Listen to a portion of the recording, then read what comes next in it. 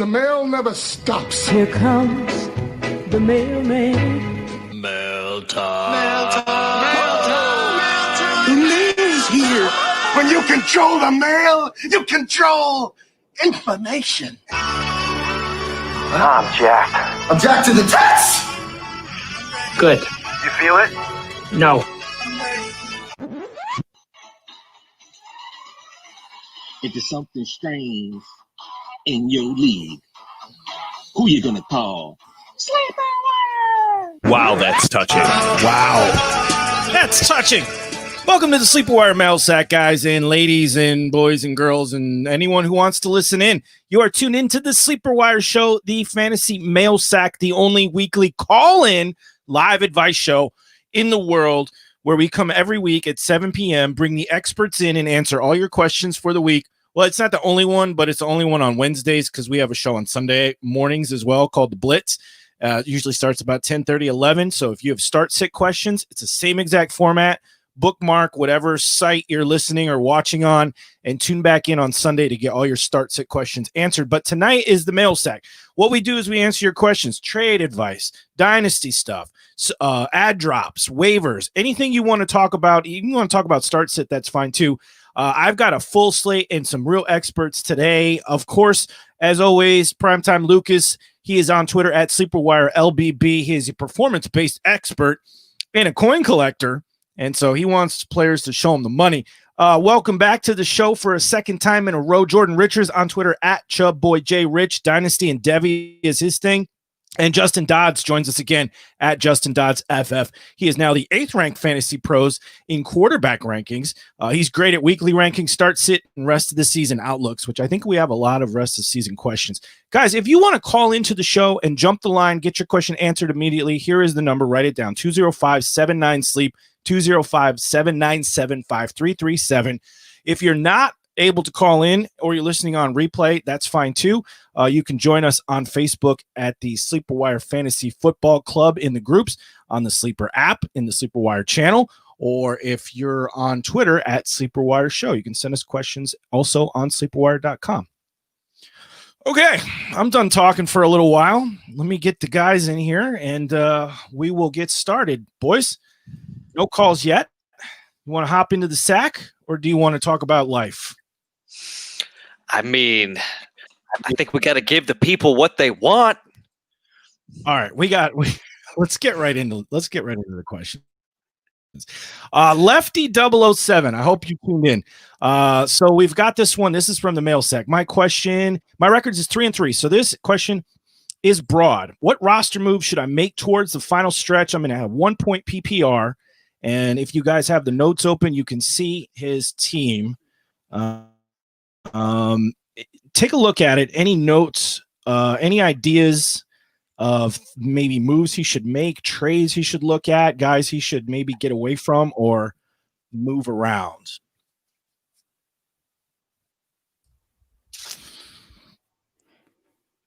Let me give it to, I'll read the player. As you guys look at it, I'll read the players off for the listeners. So Lefty 007's got, he's got Ezekiel Elliott, Josh Jacobs, Hunter Henry, Amari Cooper, Taylor Johnson. It looks like Deontay Johnson, Toledo Rockets, Latavius Murray, Tim Patrick, Younghoe Koo, Los Angeles Chargers, and Tyler Boyd, Justin Herbert, Robert Woods round out the team.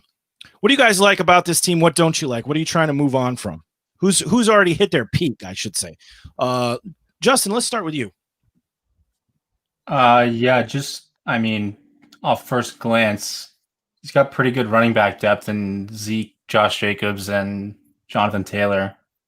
I mean, I'd probably be looking to pivot Jonathan Taylor into another wide receiver 1 if you could, and get a better stud wide receiver instead of having to start Tyler Boyd or Deontay Johnson every week. I'd probably look to swap out Jonathan Taylor for somebody. Or besides that, I mean, you're solid everywhere besides starting quarterback. So it's either turn Jonathan Taylor into a wide receiver 1 or try to pull off something with maybe Deontay Johnson and Justin Herbert for a better quarterback weekly. But personally, I wouldn't do that. I would do the Jonathan Taylor into another wide receiver 1. Yeah, I don't hate that at all. He has a really strong team with a lot of depth. So this is kind of where I would hit the hoose and try to do a 2-for-1 and just target a guy who has a really strong either wide receiver or running back and try to package like Jonathan Taylor and one of your wide receivers or something like that, and go from there.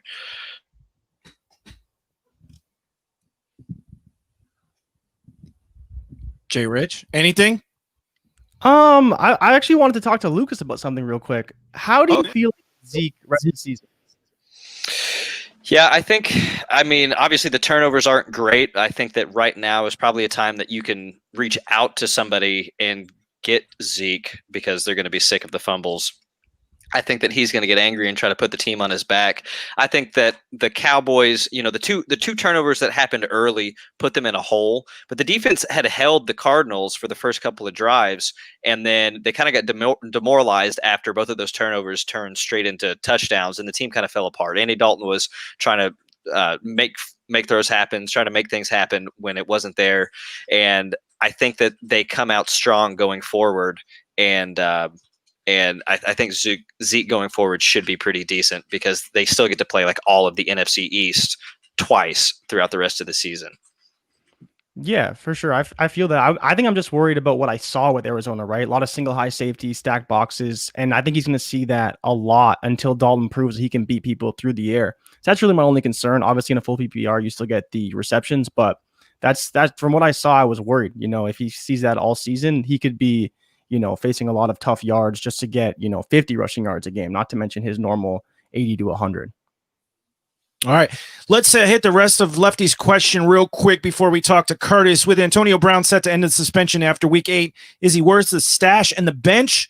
Would you drop Tyler Boyd, Tim Patrick, or Latavius Murray to roster him? We'll start with Lucas. Yes, no, and who are you dropping?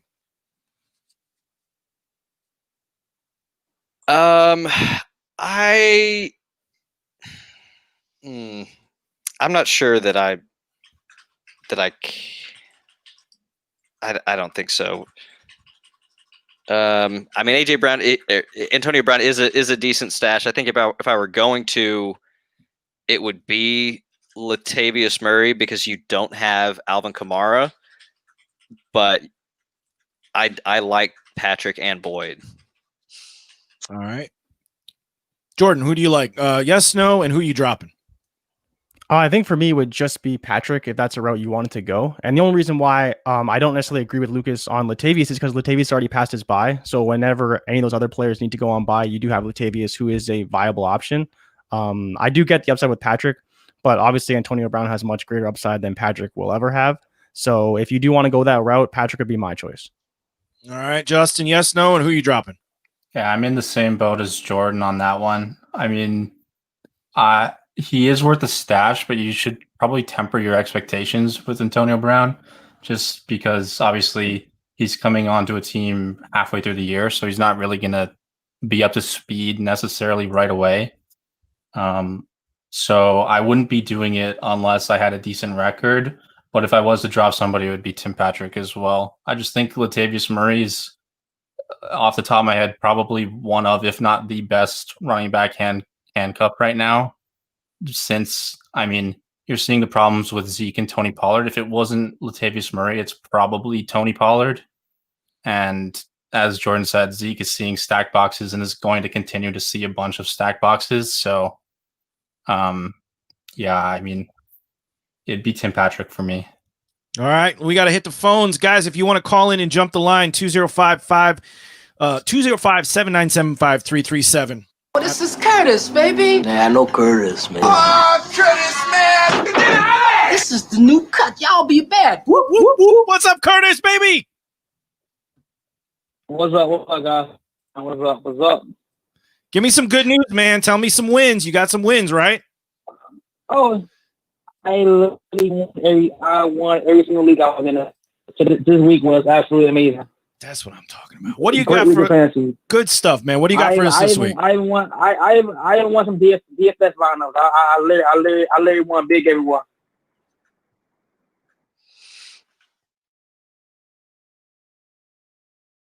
All right, Curtis, I muted my mic. Hello? Go ahead, Curtis. What do you got for us? We're going to send us some questions. What do you got? All right, guys. Okay. There was a report today about Michael Thomas got a hamstring injury. So what is our temperature check on him right now, man? Trying to find out what's up. I assume he's going to play, right? I mean, I thought he was good to go last game, but he got in a little altercation there in practice. So I'm not really sure what all this is about. I don't know if it's a team playing games or what, but I think Michael Thomas should be all systems go. Yeah, I completely agree. You know, you got to start Michael Thomas if he's in the lineup. I know me and Lucas last week talked about Julio Jones, and we said iffy on starting him, and that didn't look so good on us. So definitely, if Michael Thomas is in, you got to play him. Yeah, I'm in the same boat. I mean, all right, guys. I feel the same way. All right, all right, and guys, all right. I have a flex question for this right now because my star receivers are Michael Thomas, AJ Brown, and Amari Cooper. For my flex, I'm looking at either Cooper Kupp against Chicago, or I'm looking at Josh Jacobs against Tampa.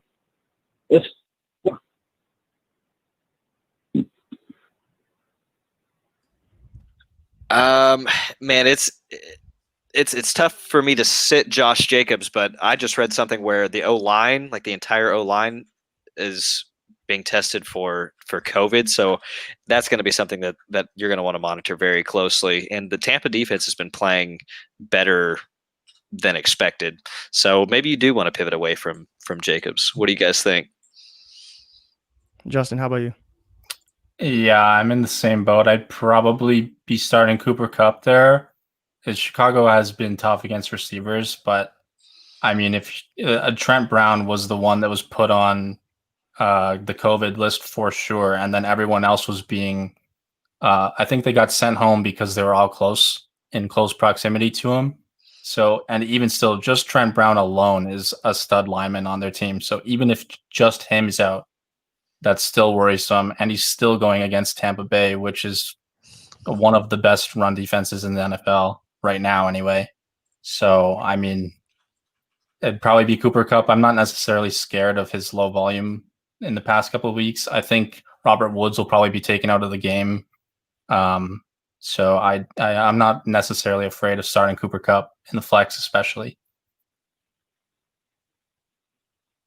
All right, sounds good. All right, guys. This week, who do you feel offers as a better DST? You think the Bills against the Jets or the Rams against Chicago? Bills. Yeah, I mean, anyone against the Jets, right? Yes, Buffalo.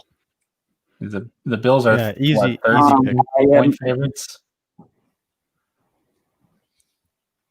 Yeah. So, all right, guys. I got a quick trade question for you guys. I was offered Devontae Adams for Amari Cooper and who was it for Amari Cooper and Ronald Jones. Would you take that trade or pass on it? if you're stacked at running back, I think I'm absolutely taking this trade. My other running backs are Connor Mostert, who's injured right now, and Josh Jacobs. So he's technically your third. I don't know if that's good enough. I think you got to hold that. Yeah, I'm probably going to hold. We don't know how high powered. We don't know what the Dallas offense is really going to look like with Dalton. I don't think that the Arizona Cardinals game was a good sampling for what that was really going to look like. And with Ronald Jones, he had a big game and he has been looking pretty good, but he cannot catch. And Leonard Fournette is still better. Leonard Fournette is a better talent than Ronald Jones. So if Fournette is healthy, I think that he works into taking those touches. So I am on I am completely on board with selling high on Ronald Jones if you can. But I'm Right, I got you. You know, I like getting Adams. It's not the right move. I like getting Adams, but for you right now, I don't think so. I don't think you have enough running back depth. Yeah, I kind of felt this. I kind of felt the same way. I felt the exact same way. All right, guys. One more quick question. This week, who do you like? Who you like better? As a flex option, Clyde Edwards-Helaire or Akeem Drake? It's Clyde Edwards still for me. I know Drake had the big point total last week. It is Seattle, but that kind of came in at the end of the game, right? When Drake got most of his points, and he still didn't look much better overall in that game against Dallas than he has the rest of the season. And Clyde Edwards is coming off one of his best performances, period. You know, he's fighting hard for to maintain that job with Bell coming in. So I think it's CH for me. What about you guys? Yeah, I'm definitely on the Clyde train. Everything Lucas said, 100% true. Clyde's fighting for his job, right? Fighting for his touches, and he showed that he's willing to do that this past week. And I have no reason to say why I wouldn't keep starting Clyde, especially when Drake honestly did get most of his points off one 69-yard run in garbage time. Same boat for me. Sounds good. All right, Curtis. Yeah, all right. You good, buddy? Yeah, I'm good to go then, guys. Good all to right, go. brother. Good go out there, go. get some more wins. Thanks for calling the show. Curtis. Bring it home, baby. Curtis, the number one. Coming up next, I don't know who this is. We'll take this call. Good evening. Thanks for calling the Sleeper Wire Show. What's your name? What's your question? Hey, what's going on, you guys? It's Eric from Michigan. I had a quick flex option question and also a question about Melvin Gordon. I'll start with that. I got him on a robbery trade. I didn't even really need him. I wasn't too high on him. My running backs right now are Chris Carson, Myles Gaskin, Mostert, Mike Davis, which I'll have for probably one more week. And then I got a couple bench guys. I got Boston Scott and McKissick on my bench. Am I looking to trade Melvin Gordon via possible suspension and Phillip Lindsay, or should I pocket him for the playoffs? I'm sitting at 5-1 right now. I love all the running back depth that you have. If it were me, I think that I would find, because there's guaranteed teams out there that have running back issues right now. So I would 100% be trying to take a couple of those running backs, possibly even 3 to trade to somebody for a stud, for a top 5. And I think that you can absolutely make that deal happen, because all of your depth are pretty solid. Like McKissick with Dwayne Haskins gone, like especially if it's a half point or a PPR, like McKissick is a usable option. We've seen Gaskin like clearly very usable option. So I think that you have a lot of trade value there. Yeah, definitely. I think that McKissick and Gibson are kind of in the same boat that Kelly and Jackson are in. I like Jackson out of that in a full point PPR over Josh Kelly. Yeah, it looked that way last game. I still prefer Kelly as a talent to Justin Jackson, but they definitely gave Jackson the work last game, so I didn't love seeing that. Justin, what do you think he should do here with his team? I personally, I did the same thing. I got Melvin Gordon for basically nothing, and the reason that I did was because I'm pretty sure that his week 13, 14, 15-ish matchups are all like pretty good matchups. So I'm just stashing him waiting for the playoffs basically. And the problem with trying to sell Gordon right now is that everybody knows that a possible suspension is looming. So you traded him for you got him for nothing. You're probably going to sell him for nothing. So I'd be looking to try and move somebody else if you're okay at running back. And I'd be holding on to Gordon because I do think Gordon is the guy they want to use later on in the season, whether they're in playoff contention or not. I think he's the guy. They paid him the money. We saw him with Lindsay. Lindsay was in the backfield, but I still think Gordon gets the carries. So I'd be holding him for sure. Yeah, I like that. I like that a lot about the matchups too, come playoff time. And then one more question I had for my lineup this week. So I had Mike Davis starting at running back because Gaskin is on a bye, and I would start Mike Davis as many weeks as I can before CMC comes back. So I got Mike Davis for one more week, DeAndre Hopkins and Cooper Kupp at my receivers. For my flex, I just got Boston Scott for $5 somehow on the wire. Do I start Travis Fulgham this week before all the weapons come back for the Eagles, or do I just go with Boston Scott? So I think Boston Scott has historically had pretty good games against the Giants, so he's a decent play here, even though Fulgham has been lighting it up. And there was a lot of people that spent up on Boston Scott, but he's also going to be a guy that you're only going to have usable for a couple of weeks. So I think this is going to be the week that you would use him. Jordan, Dustin, what do you guys think here? Do you like Fulgham or Scott? I would take Scott for sure. And I think this can be a really good test to see how Fulgham is in that offense now that Deshaun Jackson's back. Is he going to see more targets than Fulgham, or will Fulgham continue to get a lot of the work? But either way, I'm going with Scott, running backs over wide receivers, and he's going to get a lot of work with Miles Sanders out. Same boat for me. I'd be taking. Okay. All right, man. And we got more? One more thing just to add to that. Yep. I'm sorry, go ahead. No, go ahead, man. Just to add to that, I have DeAndre Hopkins and Cooper Kupp at receiver right now. Do I start Scott in the flex and bump Cooper Kupp out and play Fulgham, or is Cooper Kupp a guaranteed start right now? No, I'm not wanting to invest.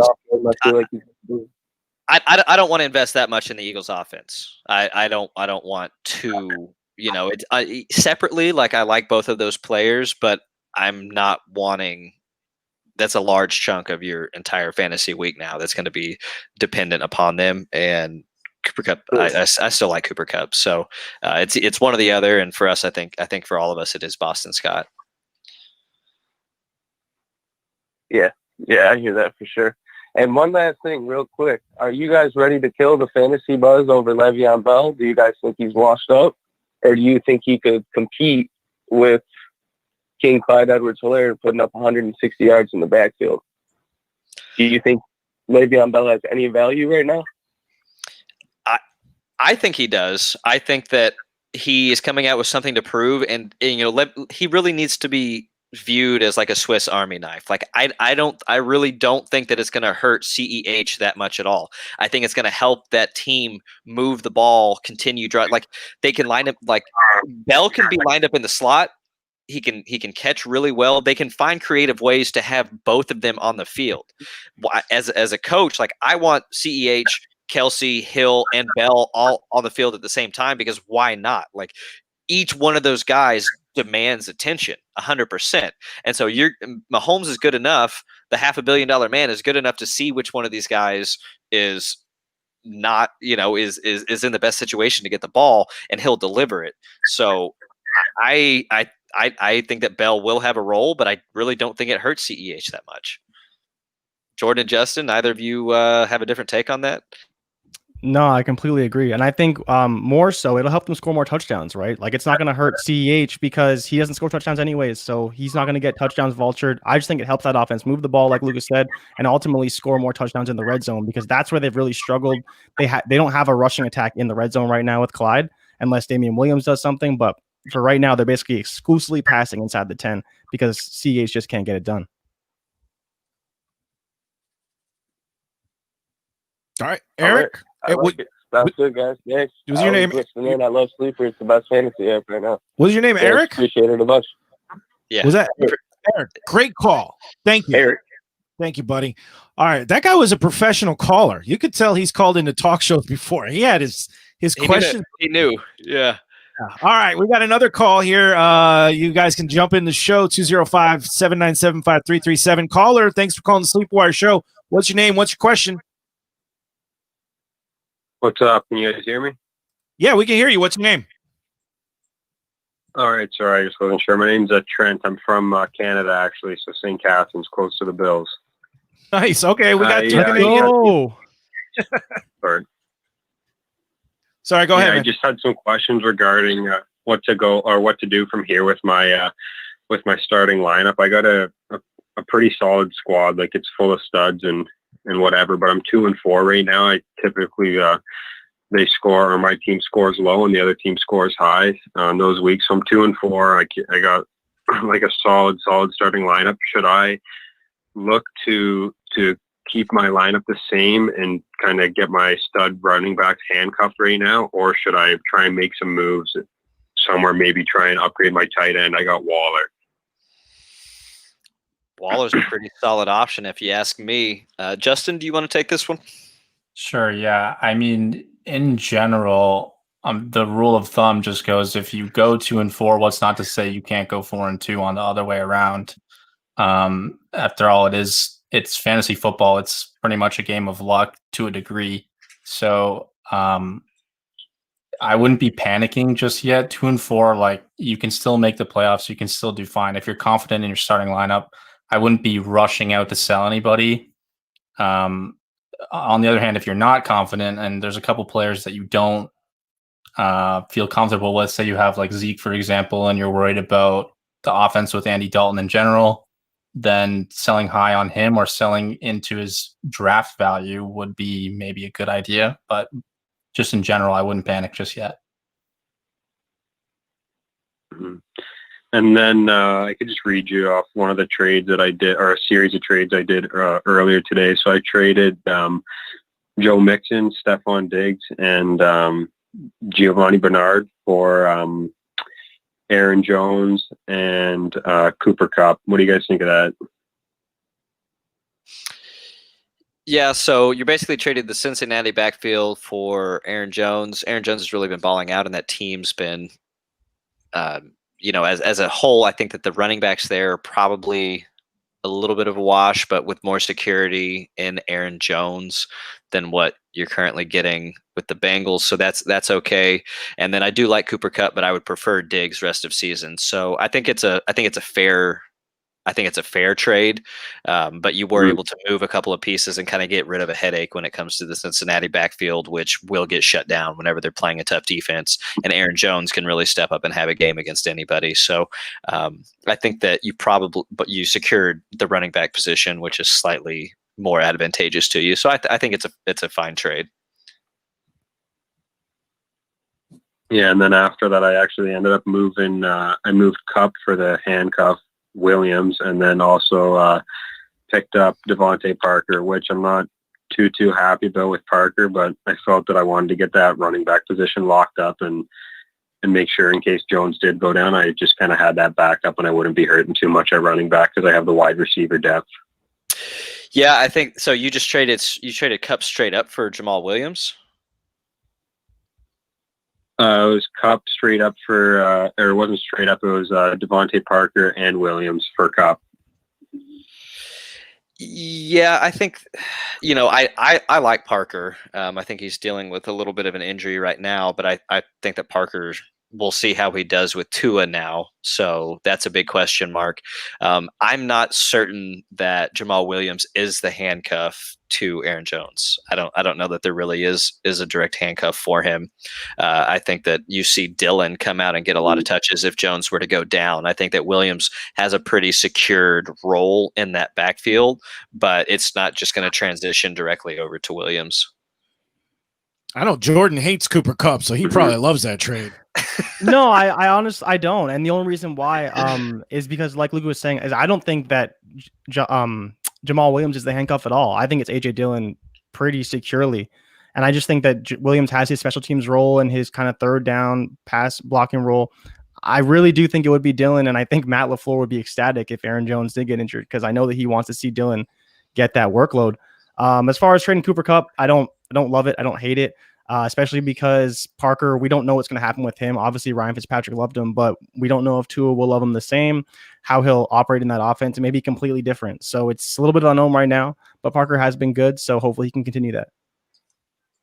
All right, Trent, you good? And, you got more? I just had one more question. I was just asking about Kenny G for rest of season, what you guys think of him. I personally love him. I think he's a great receiver and think he has really good touchdown upside, but I'd like to hear some other opinions on him. Justin, you're our rest of the season guy. What do you think of Kenny Galladay? Yeah, I mean, he's got a bunch of good matchups coming up, so I'm not worried about him at all. I think Detroit's defense is mediocre to bad at best, so they're constantly going to be needing to throw the ball. So yeah, Kenny Galladay's a weekly wide receiver 1, and it's not even really a question to me. Marvin Jones has kind of vanished into nothing basically, which is kind of surprising to me. But I mean, yeah, you're starting Kenny Galladay every single week, and there's pretty much no question about it. All right. Yeah, I don't think anyone's going to argue with that. Trent, thanks for the call. Justin, Jordan, did you Canadians have a special way to say goodbye to each other? I don't know. I don't think so. Although the accent, I love it. I know most people are probably a little bit confused, but I love it. I love the accent. We're close by too, so if you ever want to come hang out, let us know. There you go, Trent. Thanks for the call. All right, guys, phone lines are clear. 205-797-5337. We got to hit some questions from the Mixler and also from our viewers on YouTube, Twitch, and Periscope. So let's get into that right now. Bobby Pigskins checked in before the show. Here's his question. Trade away Mike Evans and McLaurin to get Mike Thomas. Yes or no? Let's start with Justin on this one. I'm going to say no. I mean, it's pretty general, like a general question. You're not really getting any information about like your depth at that position. Oh, I have his remaining wide receivers would be Fuller and Lockett. Okay, yeah. So I'd definitely be keeping McLaurin and Mike Evans. I mean, Mike Evans has been the only red zone guy for Tom Brady so far. I do think Gronk starts to get mixed in more and more as, I mean, you saw it already. But besides that, Chris Godwin's had injury trouble.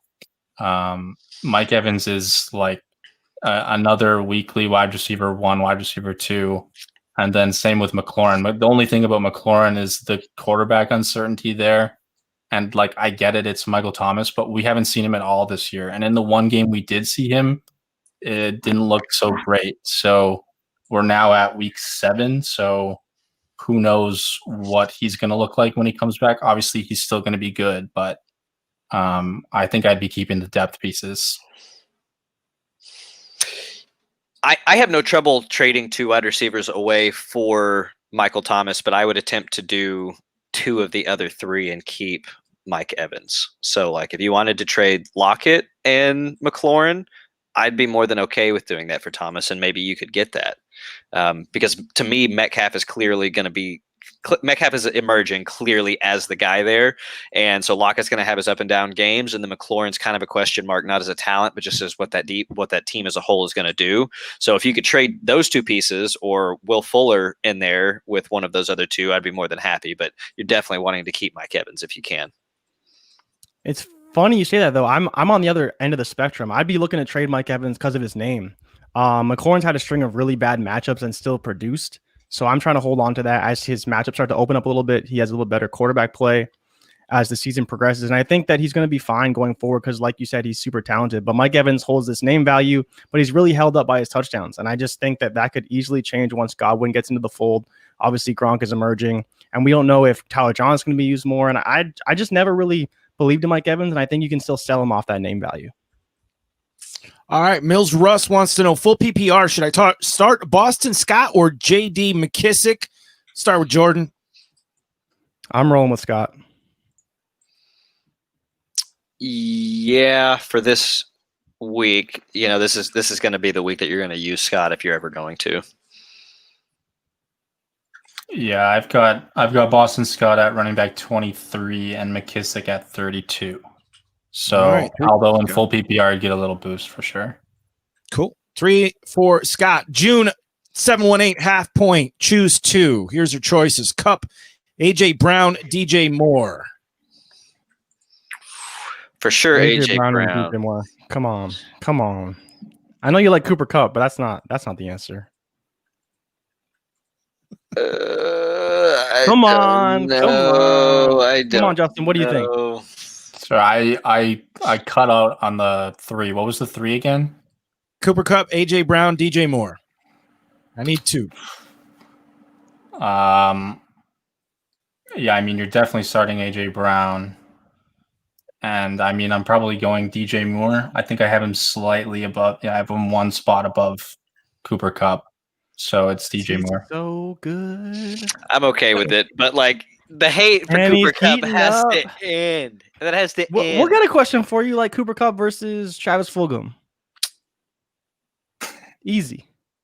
I'll take Fulgham. All right, bro.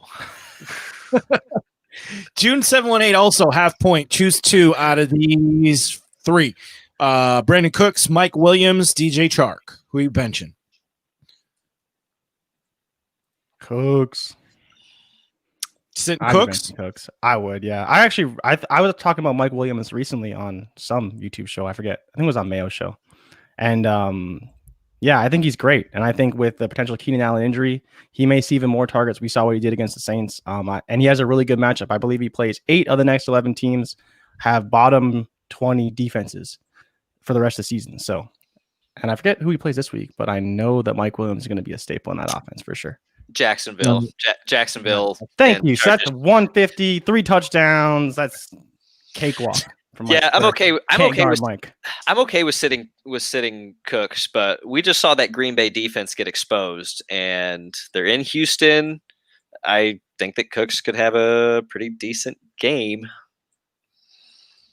Justin, it's another really close one. I mean, I've got Mike Williams 34, Brandon Cooks 35, and then Chark at 28. So I'd be going. I mean, if you told me you wanted to start Brandon Cooks over Mike Williams, I mean, I get it, but I think Mike Williams has the big play upside.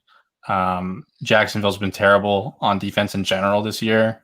I think Herbert's shown that he's willing to throw deep to Williams, especially the last game they played.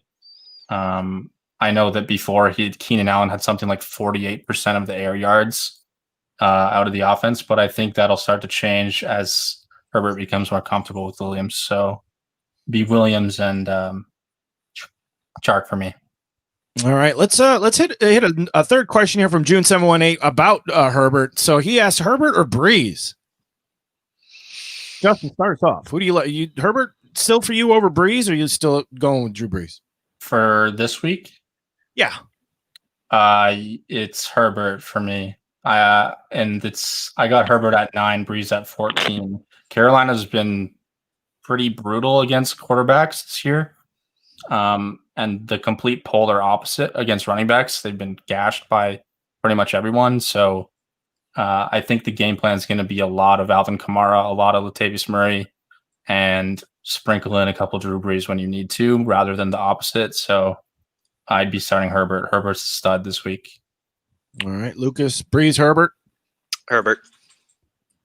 Jordan.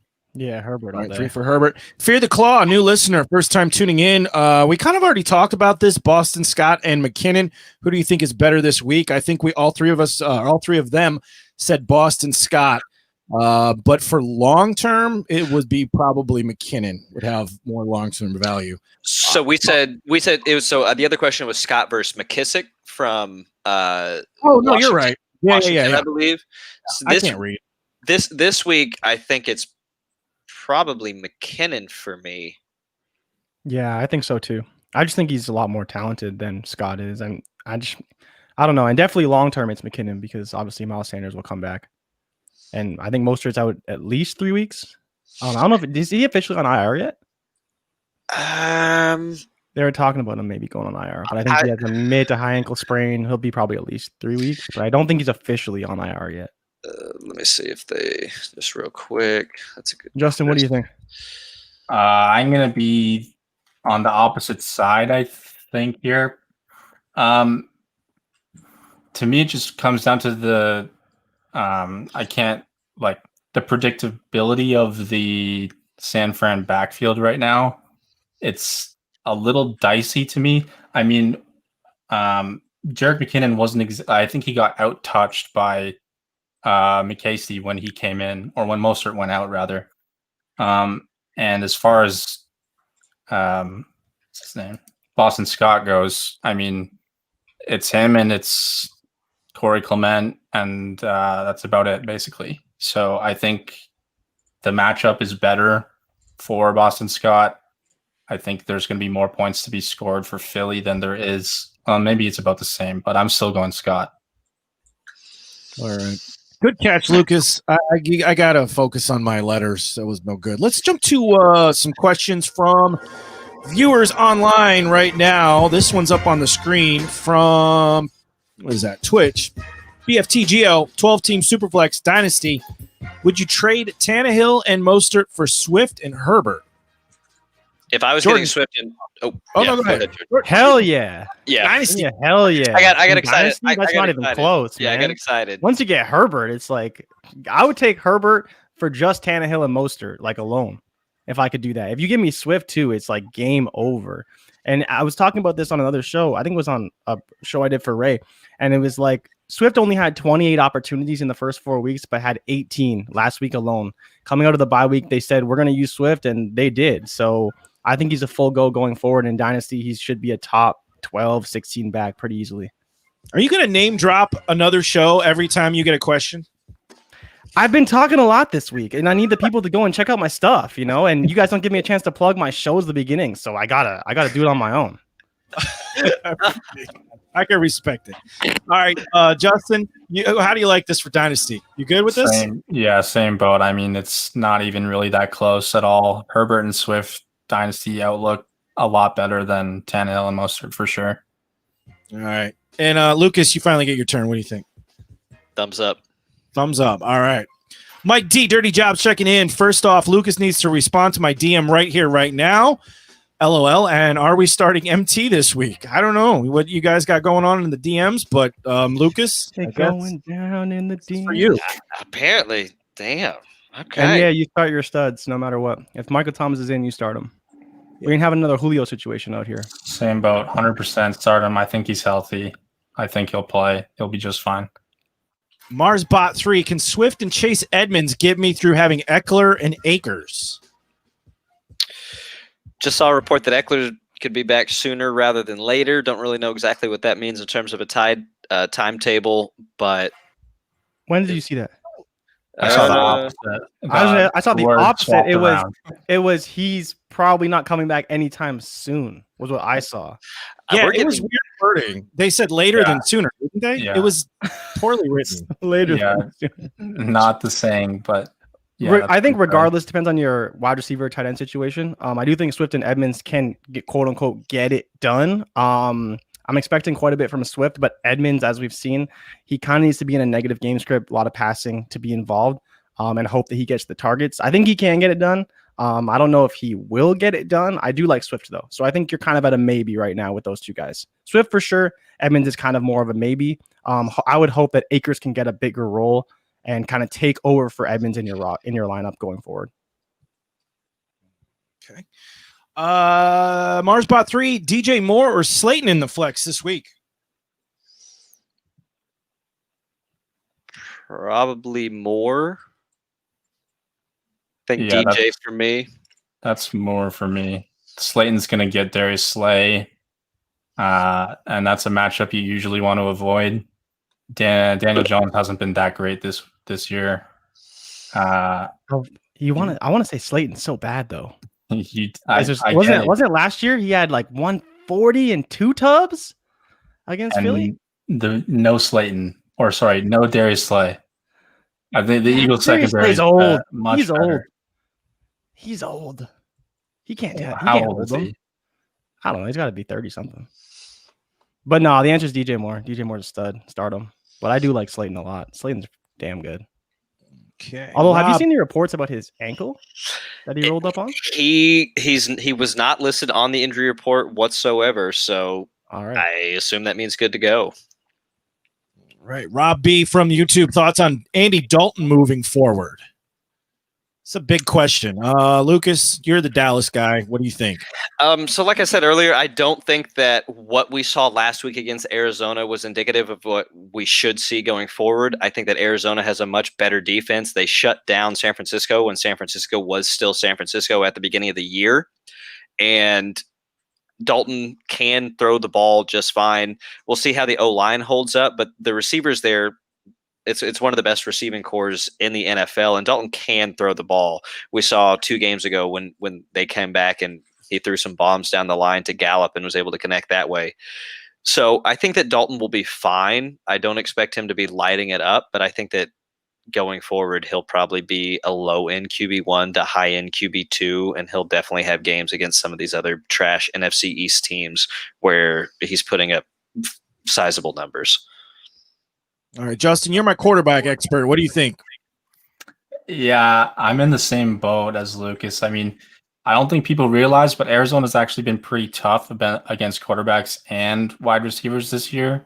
So going in expecting him in his first game as starter to just because he has CeeDee Lamb, Amari Cooper, all those guys to blow up for a quarterback 1 start. I mean, I wasn't in that boat necessarily, but I think the matchups will get easier.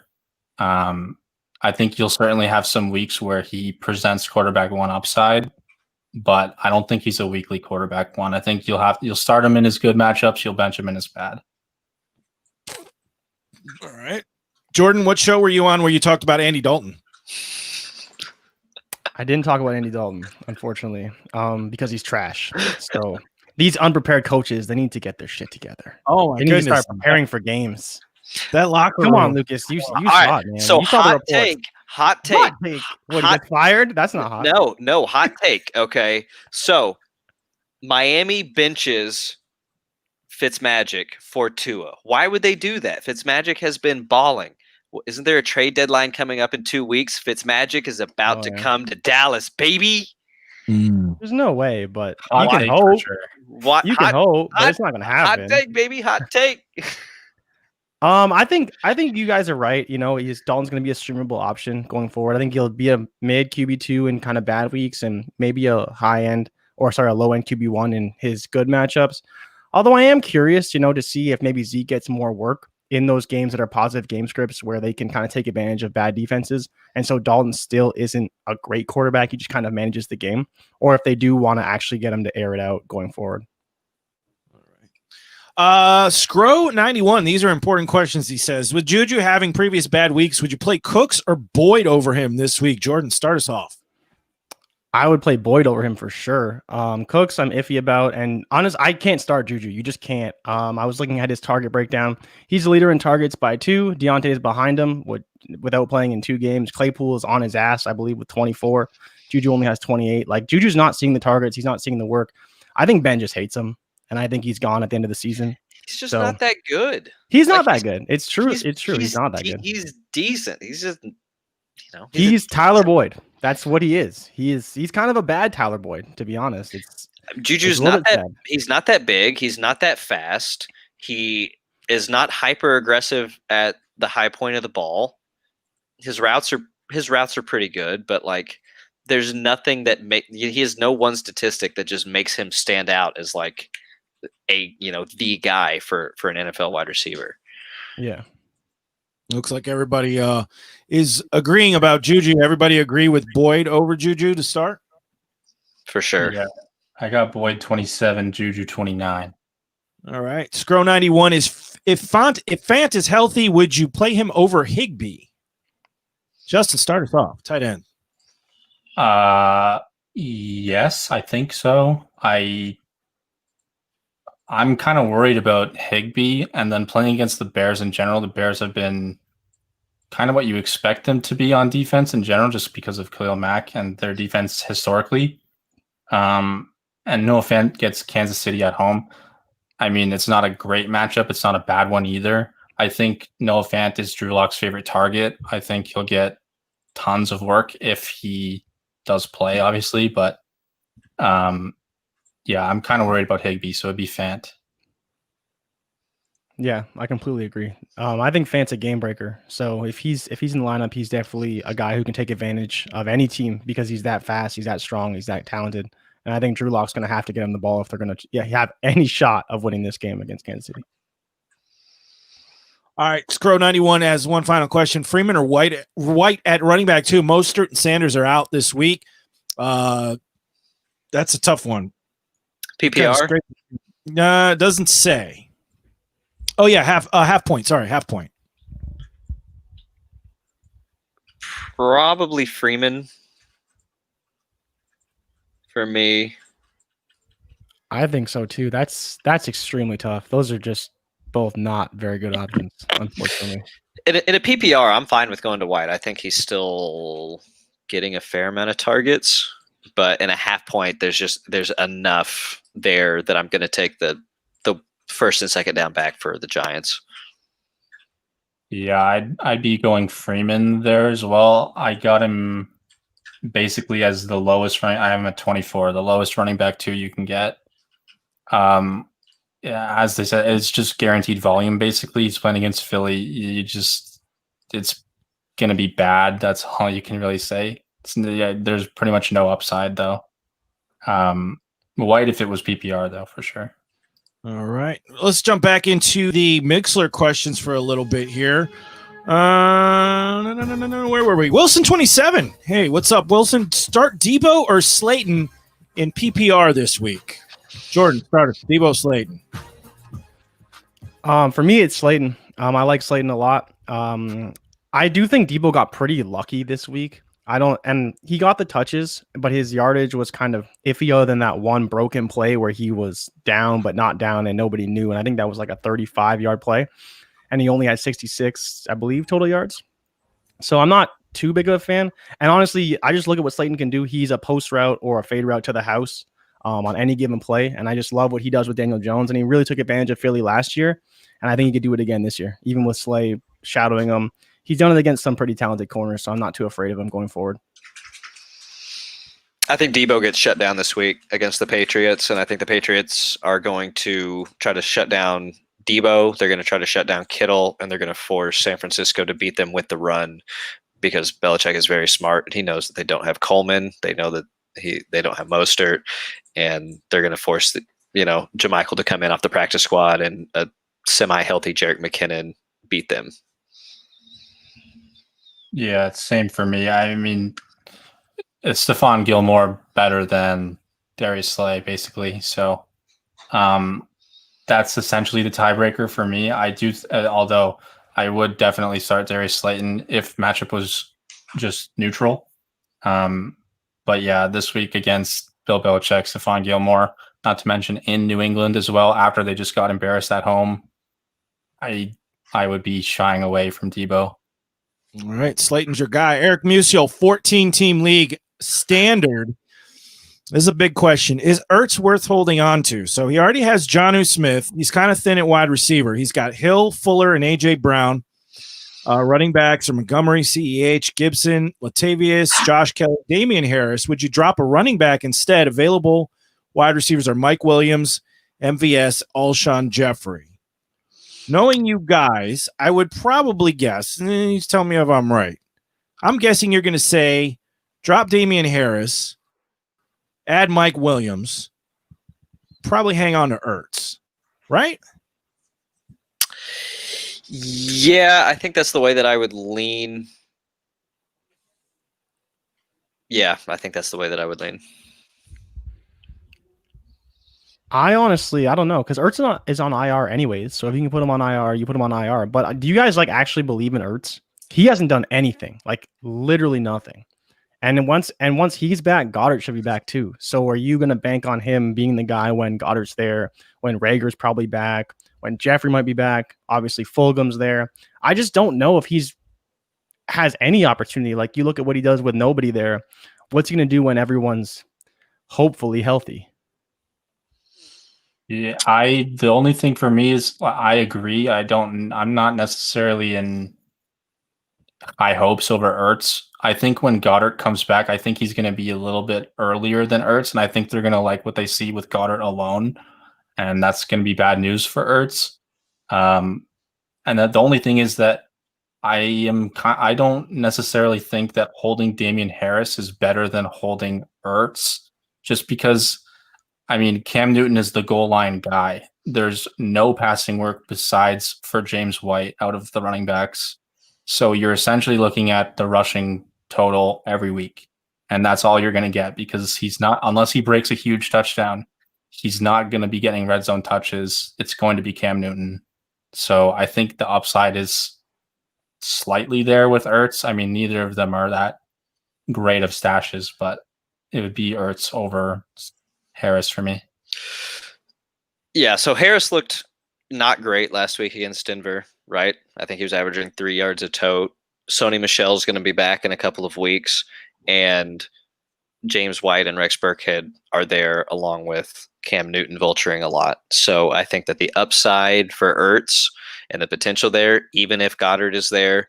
And honestly, I think it probably helps Ertz for the other offensive pieces to be there on the field, because we know that there's a connection between Ertz and Wentz. But if more of the attention on the defense is spread out and the Eagles are able to move the ball more, I think that really opens things up for Ertz. He doesn't do well when he has two people, when he's being checked constantly all the time at the line, and he's drawing a lot of attention that he kind of shuts down, to be honest. So if he's on a better team, Ertz is that player that can really flourish.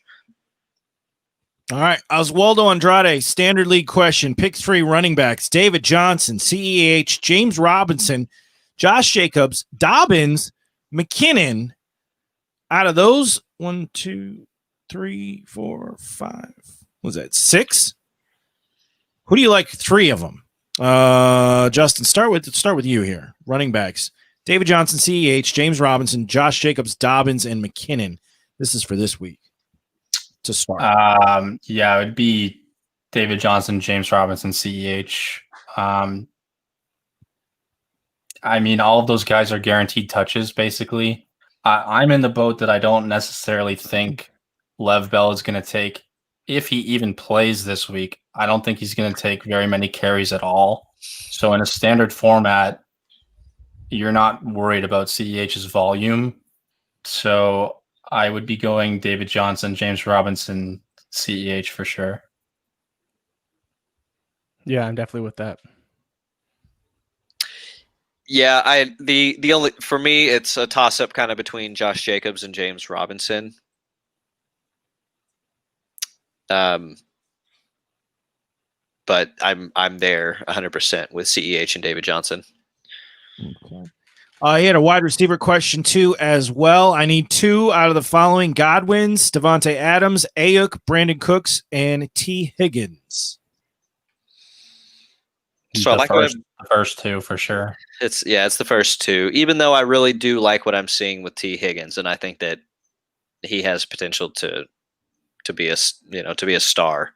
I think that he will end up hands down being the one, and Boyd definitely has his reliable role on that offense, but Higgins is the guy that Burrow can really develop with, but not quite there yet. Okay. D. Bishop, I traded my James Robinson and DJ Chark for Gaskins and Godwin. PPR, good or bad? Very good, in my opinion. Very, very good. Yeah, I like the fact that you got rid of 2 players on the same team. I've never really been big on that, especially when you're pushing for a title. I mean, I get it in general, like you're presenting yourself with a safe floor, but with Jacksonville, is that floor necessarily really there? And you're going to want all the upside you can get. So you're limiting yourself having 2 Jacksonville players. So I just like it on that stance alone. All right, I'm gonna give him the Scarface. Who put this thing together? Me. That's who. Good trade, buddy. Bobby Pigskin. Oswaldo, last question here from Oswaldo, or most recent, I should say. Should we be worried about Aaron Rodgers? I don't know what we're worried about. He had a bad game. Relax. Nah. I had that one. I used to have that one. I don't know where I put it. RELAX. Relax. Yeah, exactly. Calm down. Excellent. Get back to some of these questions here on Twitch. Minimal impact. Need a wide receiver and flex. Standard. Drake, Gibson, Woods, Juju, Fulgham. So I need 2 out of this list, guys. Jordan, start us off. I definitely like Woods, even in a bad matchup, because I just don't really trust Drake enough. So I'm probably going to go Woods and Gibson.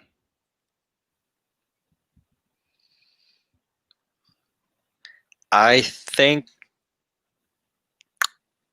non-PPR.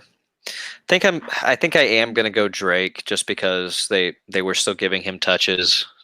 The offense has a little bit of swag right now, and I don't know. McKissick is growing on me for Washington. It's going to be Woods and Drake for me. Yeah, I'm in the same boat. Woods and Drake. I get the matchup is good for Gibson, but he hasn't been great on the ground. And I mean, Drake had the big game last week. He does get Seattle, but I think the volume's there. All right. That recency bias, they got you. All right, Rob B from the YouTube. What are some examples of reasonable? Oh, we had a call. We got a call. Sorry, Rob B. You're gonna have to wait, buddy. I got to take this call because that's how it works. 205-797-5337. If you want to jump in and jump the line, call that number. Like this guy or girl. Welcome to the Sleepwire Show. What's your name? Jesus, what's up, guys? Hey, Zeus, what's up, Go Raiders, dude? I don't know why I do this like goofy Cheech and Chong voice whenever you call, and I love the Raiders, but I do. How you doing this week, man? Did you win? Did you lose? I'm good. Hell yeah, man. I whooped ass, man. I scored the most points. I scored 187. That's what I'm talking about. Let's go. Yeah. Alrighty. So who's on today? We got Justin Dodds. He's our quarterback guy. He's number 8 in the Fantasy Pros quarterback rankings right now, and Jordan Richards is back on. So, and Lucas too. Notice how I have no title, no ranking, no nothing. I'm just here. I'm just here to have fun, guys. Mr. Show to Show. Yes, sir. He is the Ryan Fitzpatrick of fantasy shows. That's who he is. So you're saying I'm elite? He gets around, baby. Elite journeyman. Yes. What do you got, Jesus? All right. I'm in third place because of points. 4-2. We have the same record, but because of points, I'm third place. But I beat both of the guys in front of me already. But these past 2 weeks, actually, I just beat them back to back. I made a trade. I hope you guys like this one. I did one last week. You guys liked it. I hope you guys like this one. Both of the guys that I traded away are in bye week this week. So I finally got Christian McCaffrey.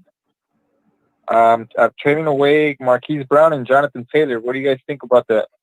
For CMC? I like it. I do like it. Yeah, I like it a lot. That's a winning move right there.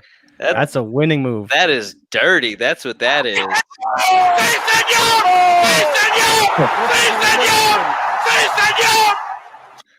because I love it when you do that, man. I think Ronald Jones, he's gonna be doing good. I just need him these 3-4 weeks till CMC comes back. Along with Aaron Jones, and then once CMC is back, I could just flex Ronald Jones if he's still doing good. If Leonard Fournette doesn't, get involved too much. So that's what I was thinking with that move. Then I want to try to trade for Russell Wilson. Do you think the guy would bite on Trey Burton and Preston Williams? Who's his other quarterback? His other quarterback's Ryan Tannehill. But he needs a tight end bad, and he needs a wide receiver bad. Well, Trey Burton's on bye this week, right? Yeah, he's on bye. Yeah, so I think you'd have to send a quarterback to get Russ. Russ is too good.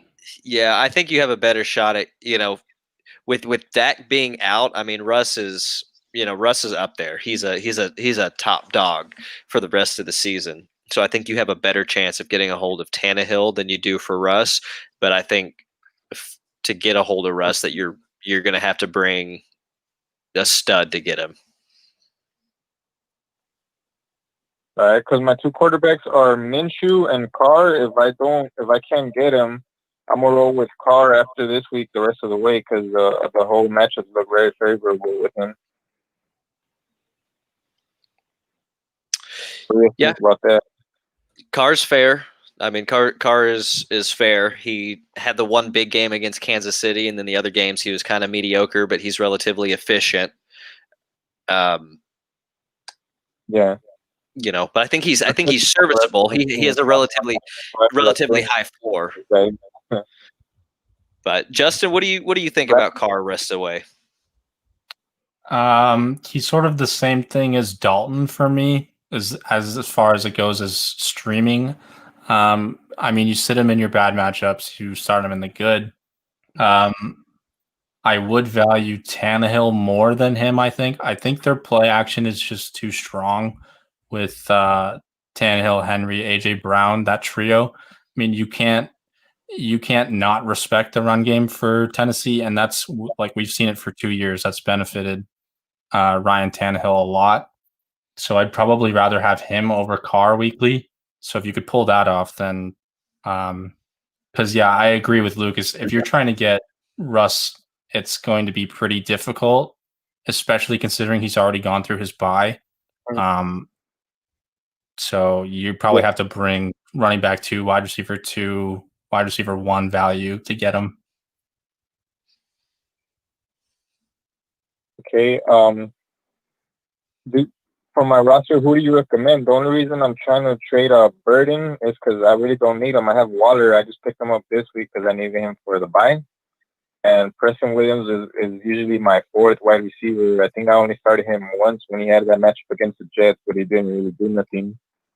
And my other guys are Julio Jones, DJ Chark, T. Higgins, not Marquise Brown anymore because I traded him, and Henry Ruggs, but I'm not trading Ruggs, so I just got him. I think he's going to do good the second half too. Or what do you recommend? Yeah, I mean, if it's me and I have Russ and I'm looking at your team and I know for a fact that you need a quarterback, like I'm coming after Julio. And I might do it for Chark, but Chark's been injured. But it would probably be Chark and something else, maybe Chark and Carr. But you know, I'm if you're coming to me wanting Russ and I see that you need a quarterback, I'm going to come after one of your better players. All right, that's what I'm saying. And then, okay, I made this move. You guys might not like it, but I love when you start that way. That's how you did it last week. This one's for a Raider for sure. You might not like this move. Okay, what you got? What you got? Well, I just picked up Antonio Brown. There's nothing wrong with stash. Did you drop all the fab though? What it cost no, you? We don't have that in our league. It's standard. It's 14 team standard. Oh, so you use like your waiver priority. Damn. Oh. Yeah, I just picked them up, see what happens. I'll probably keep them to 10 or 9, see what happens, and then because maybe I'm thinking if he comes, I heard someone that supposedly he might go to Seattle, but if he doesn't, then I could try to trade him away with somebody else for Russell Wilson. What do you guys think? I think you definitely want to try and trade him when that hype starts to build a little bit. Because even if he does do something, it may not be till week 10, week 11, week 12. You can't just expect him to walk into a team and produce right away. He might. He's still Antonio Brown. But I think it'll take a few weeks. But if you can trade him off that hype, I think that's your best asset right now. Okay, yeah, that's because I mean, I don't like him, Raiders, what he did to the Raiders and stuff, but I mean, I'm not going to deny he's a special talent, You're still hurting over that? I heard Raiders fans can hold a grudge. I didn't know. I never even thought of that, to be honest, whether Raiders fans would be hurt about that. But that's the best revenge, here though. They are in the flesh. Yeah, pick him up, trade his ass for nothing. You'll feel so much better. That'll get your closure. Yeah, trade him for nothing. Be like, here's what I think of you, Antonio Brown. That's a great plan. I like that. Are you trying to tell me to trade him for a kicker or what, man? Only if his name is Rodrigo. Yeah, get something for him. Get something for him. But that's a fun move. All right, Jesus, anything else? You good? Nah, just we're gonna get the win this week. Go Raiders. Go Raiders. Yes, sir. I agree. All right, dude. Thanks for the call. Jesus, #1 Raiders fan, long-time listener, long-time caller. All right, guys, phone lines are wide open. If you want to call in and jump the line, we still have a ton of questions to get to, but they're write-in stuff. If you want to actually talk to us, 205-797-5337. Thank you, everyone, for listening and watching on Twitch, on Twitter, on YouTube, and on the Mixler app. We're going to get back to Rob B's question. What are some examples of reasonable trades you'd send to try to get Nick Chubb while he's still injured? I don't know if you're getting Nick Chubb from anybody this many weeks into his injury. You guys think you can sneak it away for somebody? Sure. I mean, if somebody's hurting, because we're still a couple weeks out, right? Chubb's only been injured for what, 2 weeks? He got injured 3 games ago, in the middle of 3 games ago. So they're gonna have to ride out another 2 to 3 games, maybe 4, whatever it is, without Chubb. And if it's looking bleak and they got bye weeks coming up, I mean, you can definitely get a hold of Chubb if. Yeah, he's definitely not unattainable. Yeah. What would your opening offer be to the Chubb owner? You have, just pretend you have every player in the world. I mean, obviously not the best ones, but what would an opening offer look like? The problem is, it's like my favorite guy would be like a Mostert, but he's hurt, so you can't trade him. But a guy like that who's producing well, Ronald Jones. Ronald Jones, another guy that's not a stud by any means, but is doing well. Maybe Kenyon Drake, Henderson. Yeah, Hendo might get it done. Maybe some Juju. if you can flip Juju. If he has a game, if he has a game. Maybe Juju. I wonder what wide receivers that are overproducing. Well, we talked a lot about Julio last week, and Julio showed up because we were really down on Julio last week on the Mailsack. And I think a couple of times we said, wait till he has a big game and then ship him off. Are we still feeling that way? Yes, absolutely. Really? I second guessing myself now. I don't know. What do you I mean, he looked so good. Like he looked like vintage Julio. And Ridley still produced. Like, I don't know, man. It's hard. Julio's that dude. Like, he's so good. That's fine, but sell him. Sell that man. Because you could get Chubb for Julio, right? Oh, for sure. Oh, you can get Chubb plus easy. After that game, absolutely. I mean, like Julio will never have more value this season. He will never have more value than what he has right this second. Am I wrong? No, man. You could be wrong next week, man. We were already wrong once. I'm not trying to doubt Julio again like that. I'm not saying you shouldn't sell him, but I think a move like that is getting too cute. If you're talking about selling Julio for Chubb plus, like what is that? What does that look like? You're trading a guy who's a wide receiver 1, let's just say, for a running back who isn't coming back for 3 weeks. So that's a lot of lost production through bye weeks, through all these things. I think if we're talking about trading Julio, it's trading up, right? Like we always talk about trade up for a more sure thing. But Julio's looking pretty good. He's looking pretty good in his first week back, or with that new regime, sort of. Would you trade away Julio for Chubb and Robert Woods? Yes, I would do that. Okay, but I don't think could you do that? It seems a little bit optimistic, in my opinion. DJ Chark and Chubb. That is tough, man. DJ Chark needs to be better. He's real good, but he needs to be better. Julio for sure. That's tough. That's because like I do like Chark a lot. I've been a big proponent of Chark, but I would prefer a McLaurin and Chubb, which is not going to happen. But feel me out here. So we're at the point in the season that if you are sitting here and we're going into week 7 right now already. So you're 5-1 or you're 6-0. You're looking at the playoffs because you're almost guaranteed to make the playoffs at this point, barring, anything crazy happens to your team. So you can afford to get rid of somebody like Julio, get a wide receiver 2 in place, and then you have Chubb sitting there for the home stretch.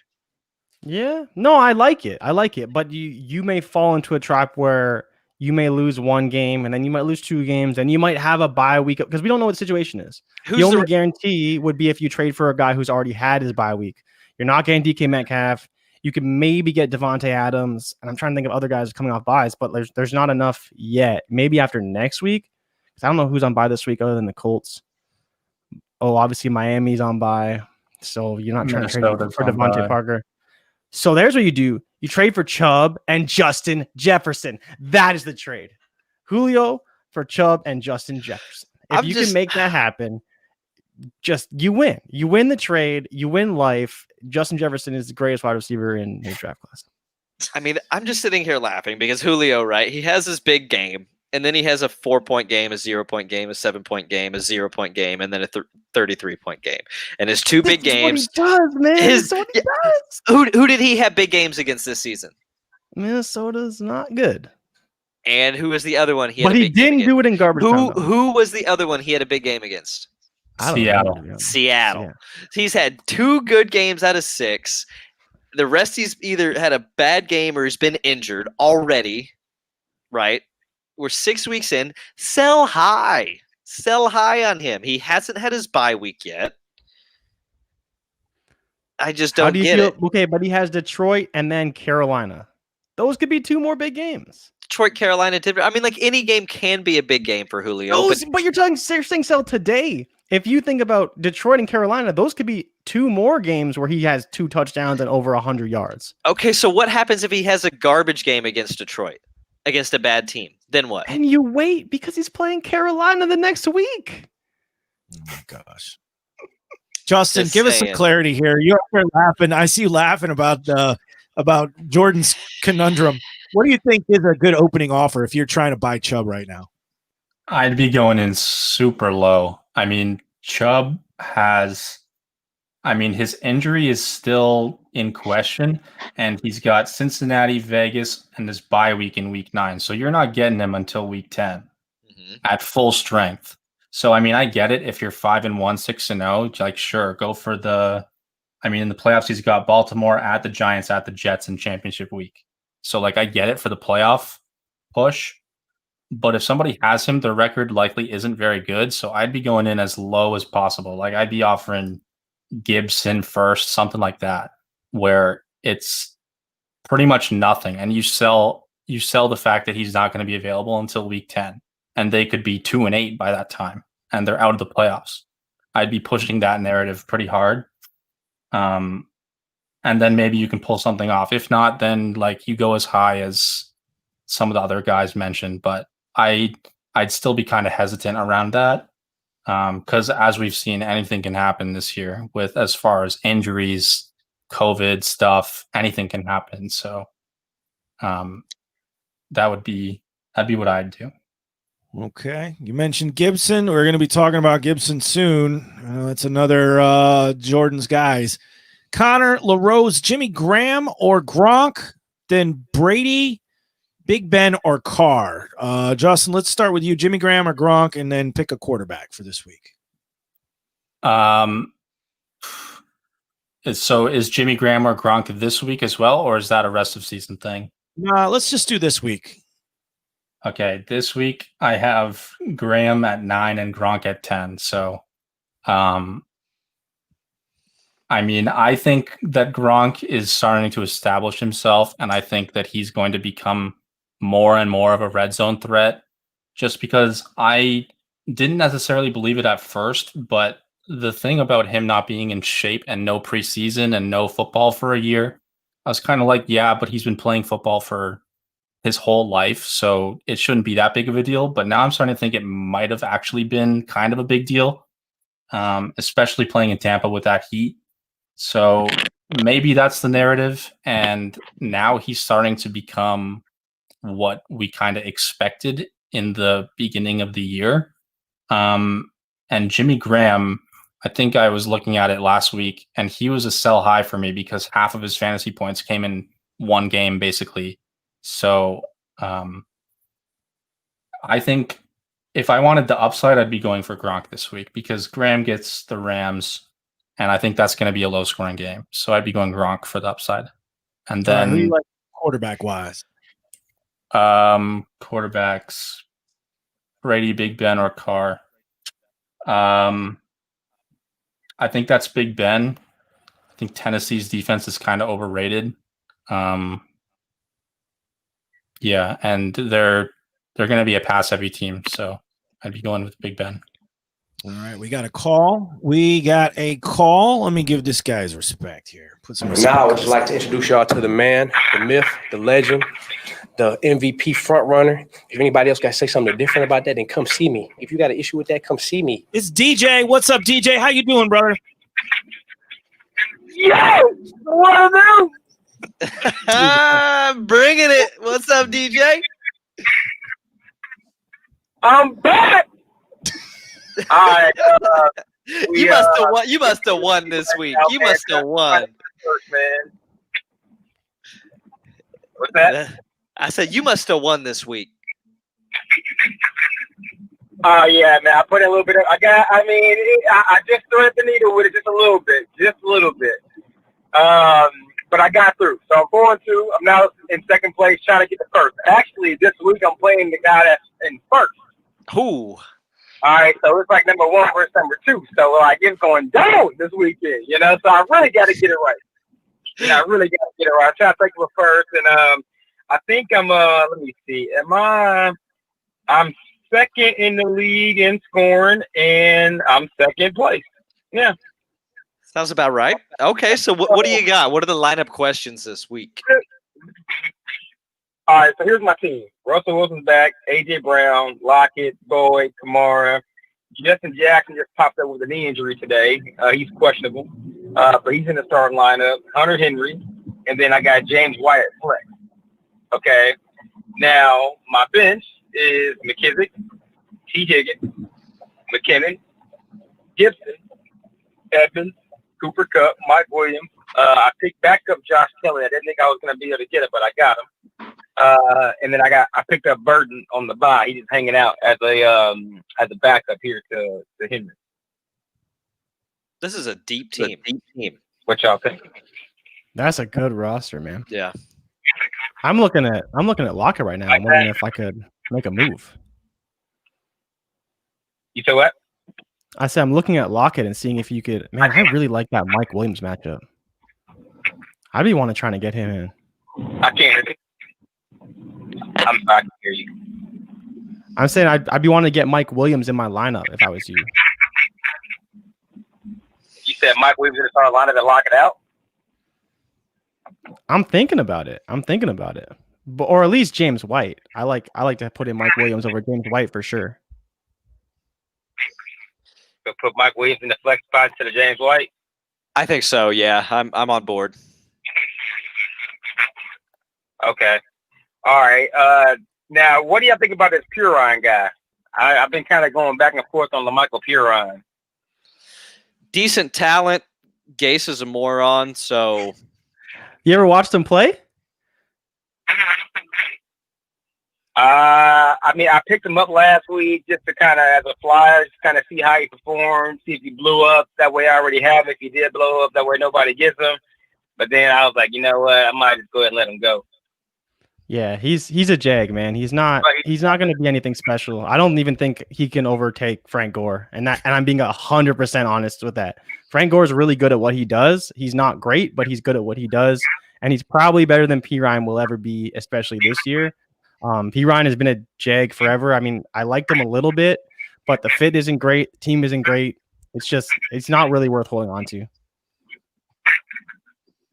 All right, cool. I let him go. All right, I had Damian Harris, too. I let him go. He's still available.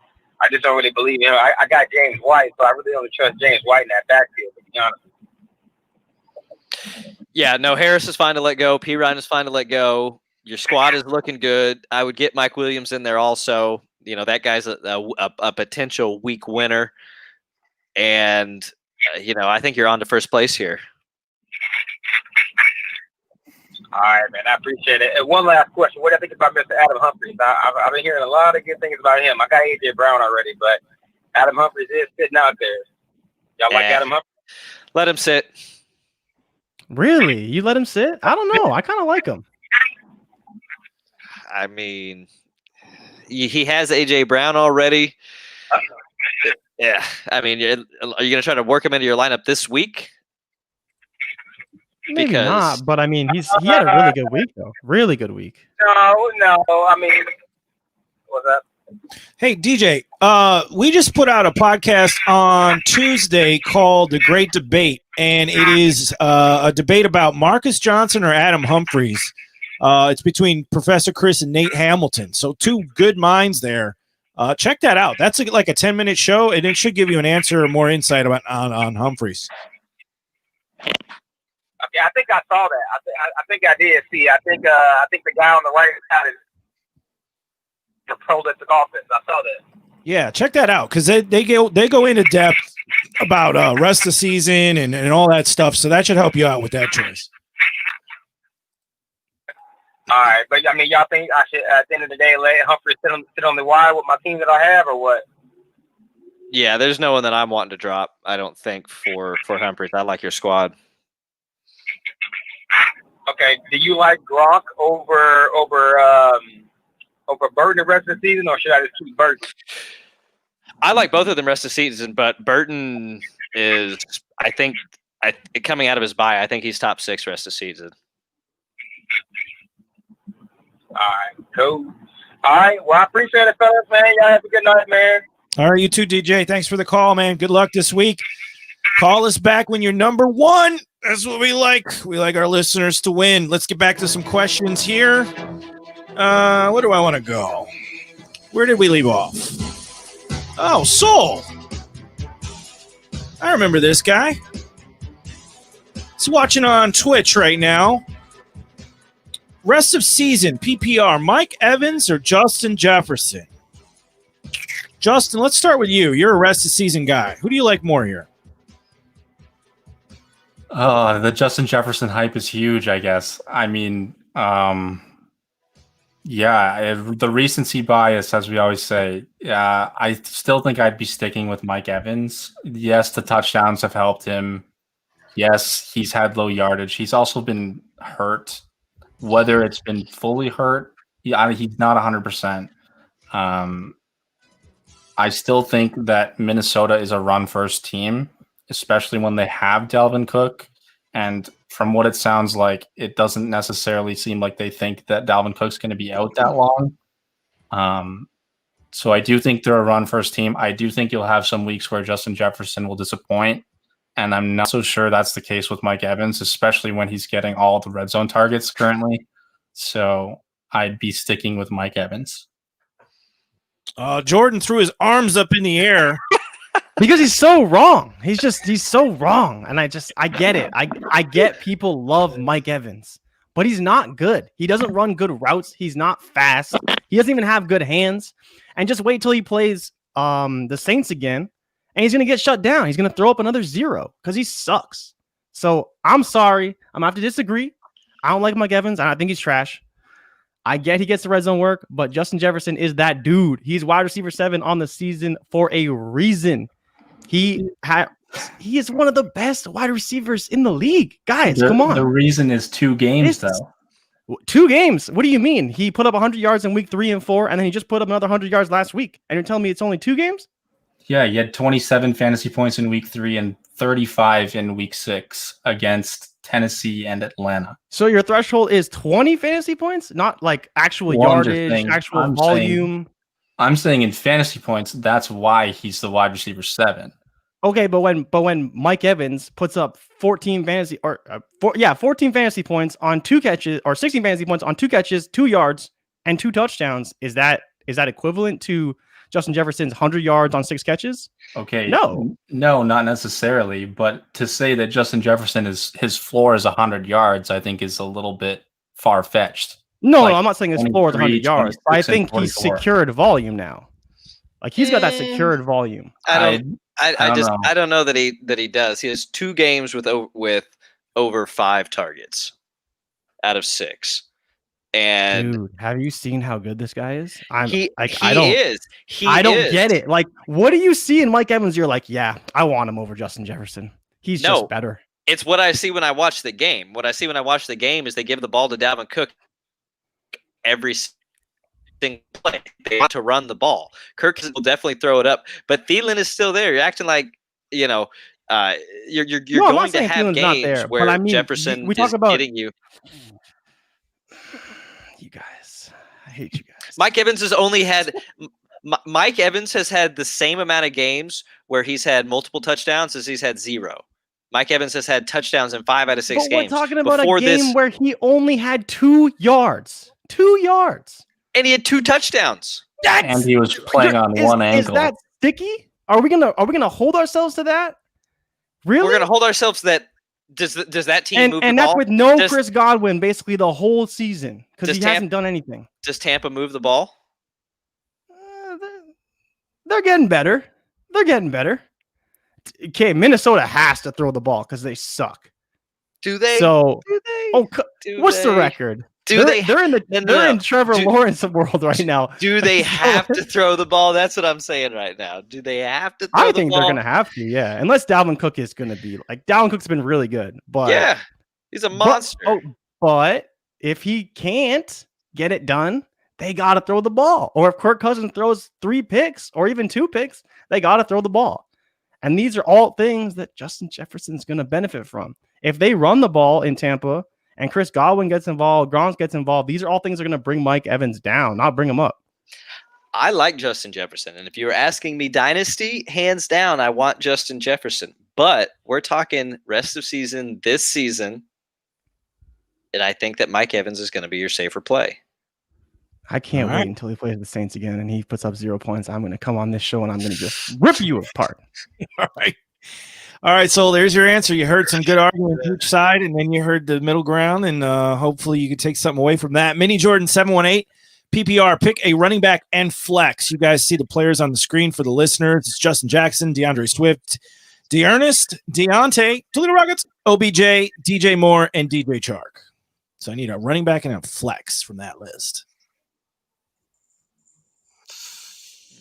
It's a good question, actually. I like the running back conundrum. You got to go with Swift, right? Do you like Justin Jackson? Give me a second. That one's a coin Swift has flip the for me. Falcons, so that's this week, right? Yeah, Swift has the Falcons. He was still only on the field for like 30% of their snaps. 18 opportunities, though. That's pretty good.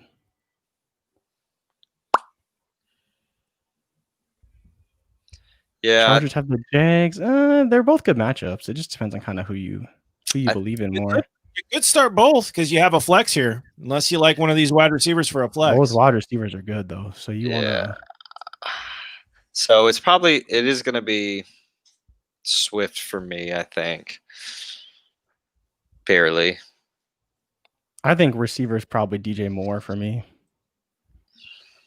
Even against the Saints, it's hard to Deontay. I want to start Deontay every week, but this guy is just not doing anything. He keeps getting hurt, even though I like the matchup. And he practiced today, which is good to see. Give me OBJ, baby. All right, so you like Swift and OBJ. Justin, who do you like out of these guys? The running backs to me is a coin flip between Jackson and Swift. So, I mean, you could argue for either one. For wide receiver, I've got a OBJ bias, and I'm kind of against the whole DJ Moore thing this week. I mean, I get it. He's done well in some weeks. He just hasn't shown it consistently, and I think New Orleans is a tough matchup. I don't think there's any denying that.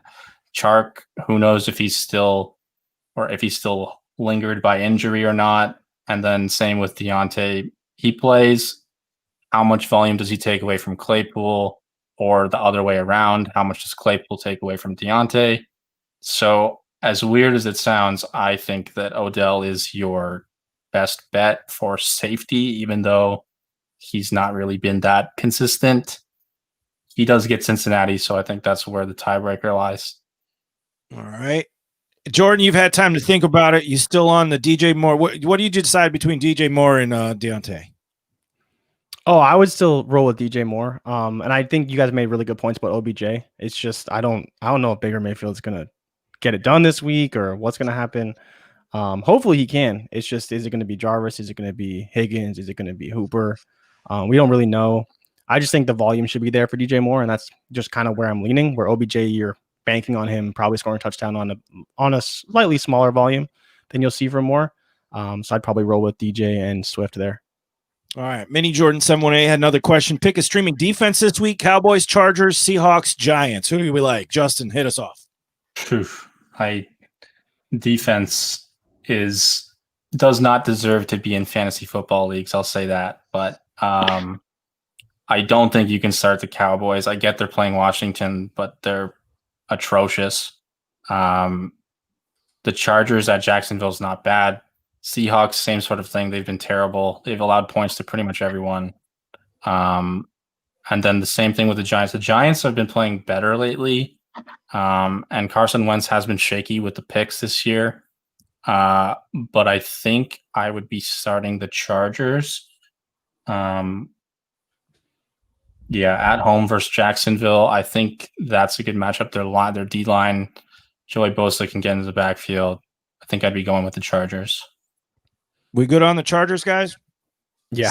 Yes. All right. Figured as much. Mini Jordan, if Jonnu is out, should I pick up Fersker, Eifert, Olsen, or someone else you guys recommend? Go with Fersker if he's out. Definitely need Fersker. 100%. Has to be him. Yeah, the only guys I could think that might, besides he mentioned, maybe Richard Rodgers, possibly if he didn't get picked up. Tanyan might still be out there. He had a kind of a down week. But Fersker saw a good volume this week, or last week, I should say. So we're good on that. Josh V's got a couple questions. This might be Josh 5. I don't know. V could be 5, right? Is V 5 in Roman numerals? Yes, I think so. So he's got a couple. Let's blow through these. Slayton or McKinnon in the flex, half point. Jordan, start us. I'd be rolling with Slayton, just because of the big playability. And like we kind of talked about already with McKinnon, we're not too sure about volume. Maybe you could talk me into McKinnon. I don't know what you guys think, but I think I'd roll with Slayton, just because it's half point PPR. If it was full PPR, I maybe go McKinnon, because I think he will get a lot of touches. I just don't know if it's going to be for a lot of yardage. Every week that Mostert's been out, McKinnon's performed, so I'm going McKinnon. I'm still kind of nervous about the whole Mostert was out at halftime or before halftime of that game, and McKinnon came in and didn't really do anything. I don't know. Does Jeff Wilson get more involved? Are they comfortable with Hasty? I would be going with Slayton. It's a bad matchup, but as Jordan said, one play could change pretty much anything. So he could go for 50 yards and a touchdown, and there you go. He's beat McKinnon on the week. Okay, we got a phone call. I don't know who this is. I think it might be Oswaldo. I'm not sure. Let's find out. Thanks for calling the Sleepwire Show. What is your name? What's your question? What's up, Steve? You already know who it is. Oh, I was right. It is Oswaldo. See, I remember phone numbers. Look at that. What a brilliant guy. Oswaldo, what you got going on this week, man? Hey, can you hear me? Yeah, go ahead. My bad. My wife just put up and hooked up to the Bluetooth. Goddamn.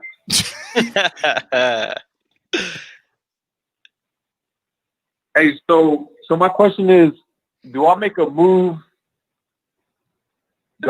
for Antonio Brown now before my league mates jump on him?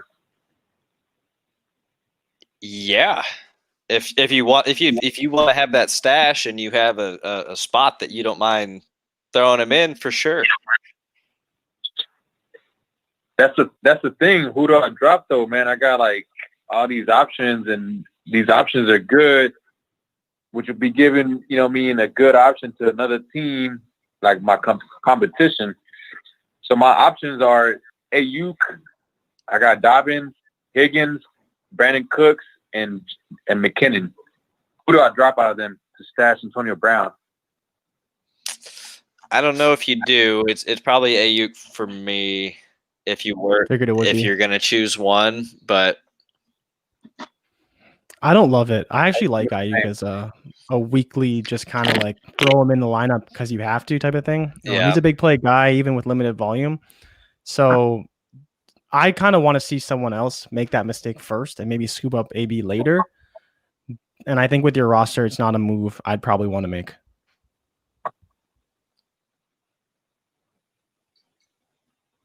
Say that again. I was saying that I don't think it's a move I'd want to make if I had your roster. Like, I think your roster is good enough that you would just hold, and you kind of hope AB would replace one of them. But I think I'd let someone else make that mistake before you make it. Even though like a Ayuk will never you probably never see playing time with Godwin and Adams. I'm thinking about the bigger picture, like maybe trading him off later if he does go somewhere. He probably has more trade value. Is that your plan? Kind of grab him and flip him if he does something or land somewhere For good? sure. I think I'd agree with that. Yeah, He that's probably the has same thing more. I did with Gurley. Yeah, he probably has more trade value than Ayuk, right? Yeah, I mean, if you kind of plan out your buys and figure out that you don't really need Ayuk down the line at some point, then definitely. But I think that's going to require more research, right, to make sure that you don't need him at some point, and he's just another guy on your roster. I feel like Higgins would be a better option than Ayuk or Brandon Cooks. Matchup depending, yeah. Yeah, I mean, again, I'm kind of okay with dropping Ayuk. He's a good talent. They focus heavy on the run game there.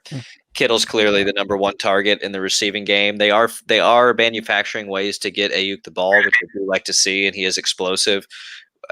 We saw that Debo had a fair amount of targets for what that's going to be. So I just think that the upside is pretty limited for Ayuk. They're not making him a center point of the offense, and wherever Antonio Brown ends up, I mean, like, that could be a lottery ticket. So I think I would rather have that lottery ticket and Antonio Brown over the next couple of weeks, as opposed to Ayuk is the fifth or the sixth wide receiver on his team. Yeah, for sure. Yeah. No, you never know. Someone might bite on. I want Jonathan Taylor, and the guy doesn't want to budge. So maybe a big name like Antonio Brown could jump on it. If Antonio Brown ends up with a team that's in a good situation, it's like a lot of if, and so there's nothing there until Antonio Brown signs with a team, and at that point in time, if he signs with a team and then there's a video of him coming out and like having some good pass or something, like on a practice field or something, that's like when you want to try to sell Antonio Brown, is when there's going to be hype there. Otherwise, you're going to have. As soon as he puts on that Chiefs jersey, that's when you sell him. Apparently, that's where Yeah. That'd be too many mouths to feed right there. But they seem to be good at just getting these guys. Who knows? Half a year rentals. It's ridiculous. Reunite him and Bell. Yeah, exactly. I don't know. Super team. Everybody in my league be sleeping or whatever. I picked up the Buffalo defense last night or this morning. I don't even know how they were available. Yeah. It was, that's good, man. We love for people that wake up at 3 a.m. to do waivers after they process. Hell yeah! Hey, I wake up. I wake up every time around that time. It's like my body just tells me to wake up around that time. It's crazy. It's only in the fall. Weird. All right, guys. You in too deep. I think he's good. You good, Oswaldo? Let your wife get on the Bluetooth, man. We gotta cut you loose. Yeah, I'm good. Yeah, I'm good, man. I picked them up as we were talking. Excellent. All right, man. Let us know how that works out. Thank you for the call, guys. Phone lines are clear. 205-797-5337, 205-797-5337, 79-SLEEP if you want to do it that way too. Let's get back to some questions here. We still got a few things to do. Who are we dealing with? Oh, Josh Fee. Actually, we just talked about this a lot. I don't know if we need to get into this too much more. What are your thoughts on AB coming back? League winner? Lottery ticket. Yeah, at best, really. Long shot. Long shot. Mike Williams or Justin Jackson in full point this week? Who you starting? Mike Williams.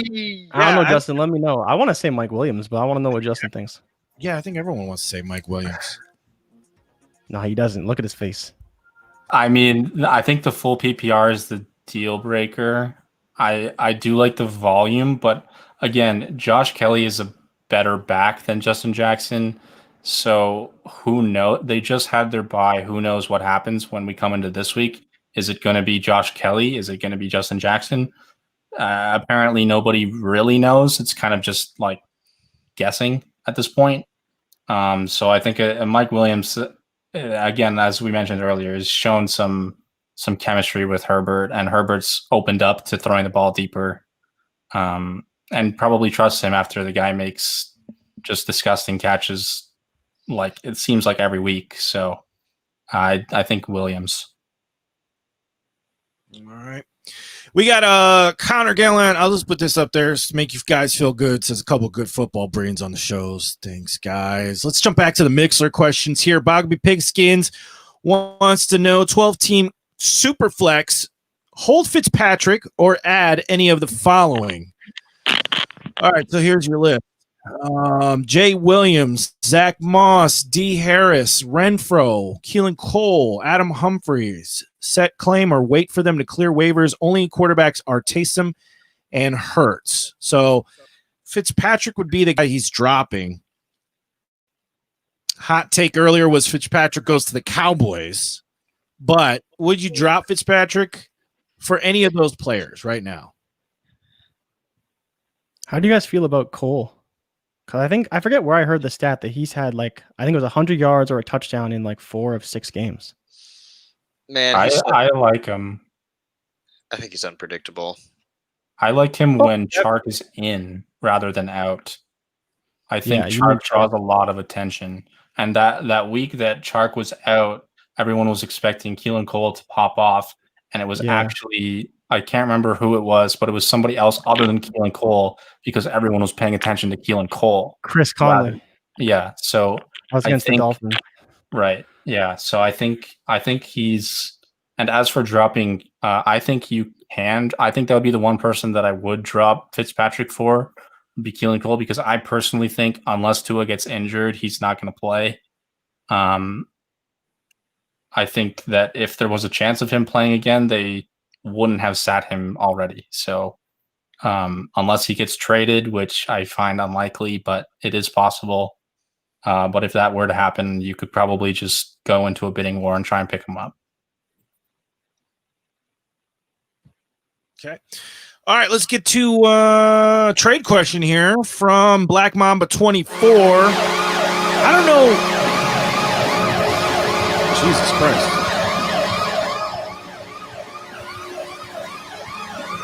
Okay, apparently somebody just won the Stanley Cup.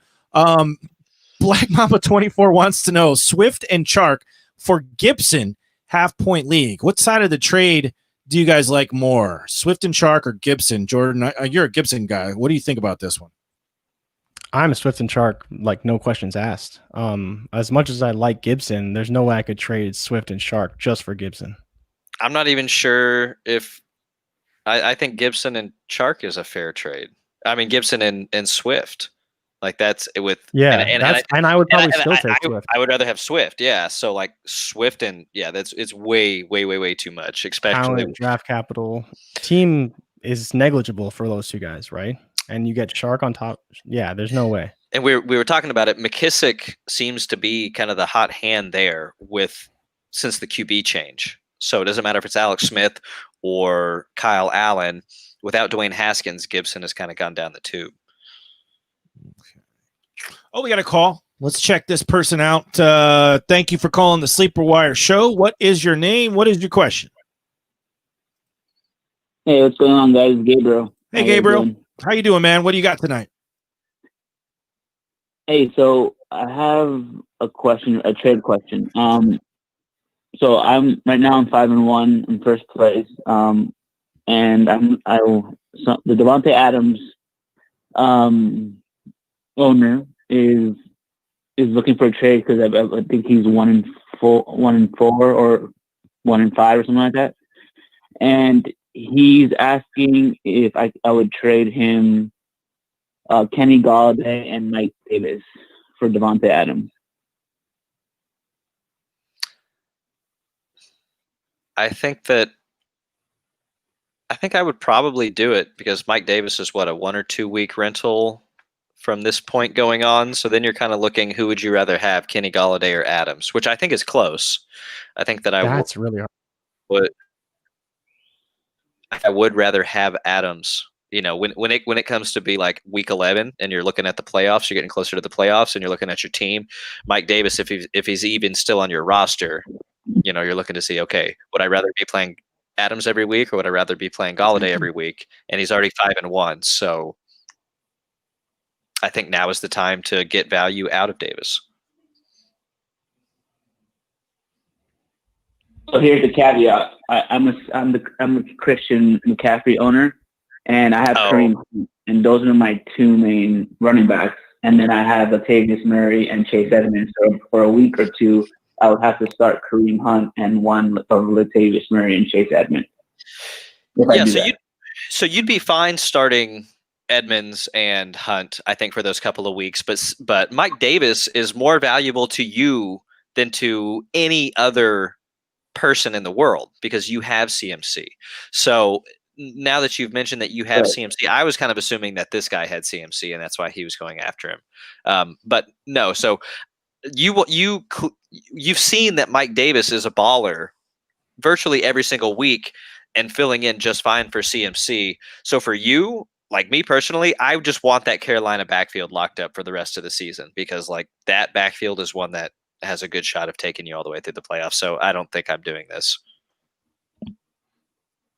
Yeah, I feel the same way. I don't think you can take it. I think you just got to hold Golladay. And honestly, I think Golladay could be even better than Adams rest of the season, potentially. I think it's that close. So what do you think about Allen Robinson instead of Golladay? Or you think that's because my receivers are fine, honestly. I have a lot of receivers. I just thought that Adams would be an upgrade. So I have Allen Robinson, I have Kenny Golladay, I have Robbie Anderson, I have Tyler Boyd, I have Devontae Parker. So I have a lot of good receivers. I just figured, Adams could be an upgrade, but that my problem is the running back position. So that's why I might not be smart to do that right now, but I figured maybe I could ride it out for 2 weeks without Mike Davis and just play Edmonds or Murray with the matchups and then just wait till CMC comes back and then I'll have, that. That's what I was thinking, but yeah. It sounds to me like you are valuing Allen Robinson above Golladay, but Kenny Golladay is a stud, an absolute stud. He's a top 8 wide receiver rest of season, and Allen Robinson's just kind of a wide receiver too. He could have some weeks where he gets you big numbers, but if you could trade Allen Robinson and Mike Davis for Adams, that's a no-brainer.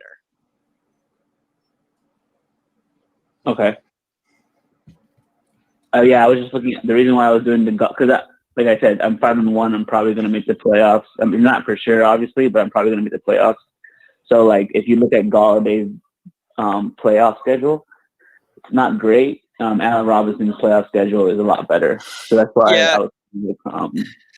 So that does matter, especially when you're dealing with like guys that are wide receiver 2, wide receiver 3. But when it comes to the studs, it just doesn't matter. And Golladay is one of those studs that it doesn't matter who he's playing against. Like he's going to be a focal point for his offense, and he can make plays regardless of who's against him. So Golladay is. I'm not going to say he's matchup proof, but he is a stud that any given week he could go off. Yeah, and I think what I would say on that is that you're looking at it as they're probably going to be down in those games, right? But that's actually a favorable matchup for Golladay, for them to be down. Because I think I was looking at the schedule and I saw the Packers, the Titans, and the Bucks, 3 teams that can put up points, and Detroit's going to have to throw the ball against those teams, right? So it's not great, especially for running backs, because obviously going down in the game isn't good for running back. For receivers, it's actually good, and I think could be good for Golladay because he'll be fully healthy, he'll be good to go, and he may have better games than you expect. And Tennessee's defense isn't great. Packers defense can be thrown on pretty, we just saw that with Tampa. Yeah.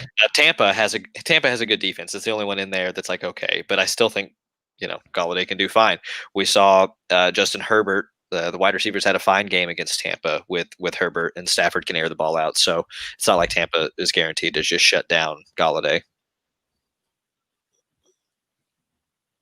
So if you guys would think it would be, you think I would survive with, Chase Edmonds or Murray for these next 2 weeks, and it'll be better to get rid of A-Rob instead of Golladay? Is that, you guys all agree on that? I do, yeah, for sure. 1,000%. I would be kind of I'm going to throw a wrench in it. And so I was just looking at it while you guys were talking, and Latavius Murray, I think, would be fine this week. He gets Carolina, who's been brutal. But then in week 8, if McCaffrey's not back, you have Latavius Murray at Chicago, which isn't necessarily that great. And Chase Edmonds is on the bye. So you would be forced into starting Latavius Murray into probably a bad matchup. But if you're 5-1, then I think you're still probably okay. It's just 1 week, and he's going to have Adams now on his team to supplement. Yeah, I would for sure do it for Allen Robinson rather than Kenny Galladay. I think Kenny Galladay has a better outlook rest of the season than Allen Robinson. All right. Yeah, that's all I needed. Thanks, guys. I appreciate it. All right, buddy. Thank you for calling the show. That is Gabriel. All right, we got to blow through some questions. We are running long today. Let's get into some of these real quickly here. From the Mixler, Captain Kurt, Rojo for Hunt, straight up, PPR, trade. What side do you want, Hunt or Rojo, Justin? It would be dependent on your record, but I would think that's close. Hunt, I think. All right. Jordan, Hunt or Rojo? I will take Hunt as well. All right. Lucas? Hunt, and it's not close. Yeah, I knew you'd be all over Hunt. All right. Oswaldo, he called in. We already talked about him. Fear the Claw. Need one running back, one wide receiver, one flex, PPR. Here we got for running back, Boston Scott, Singletary, Lindsey, and McKinnon. Who do we like most out of those four? Do you want to roll with McKinnon? 3 out of 4. He just needs one. Oh, yeah, he just needs one. Yeah, one running back, and we could throw one in the flex too if we want. For me, it's Singletary. He's got the Jets, plenty of points to be scored. Oh, yes. Yes. For me, it's Singletary. For sure. Yeah. All right. Wide receivers, we got Fuller, Kupp, and John Brown. We need one of these too. It's between Fuller and Kupp for me.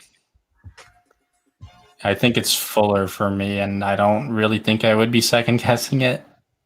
I mean, how can you sit him after last week? Kind of. That's my thought process. I'm good with Fuller. All right. We need a flex. So out of all those guys, we got Singletary and Fuller starting. We got Boston Scott, Lindsey, McKinnon, Kupp, and John Brown in the flex.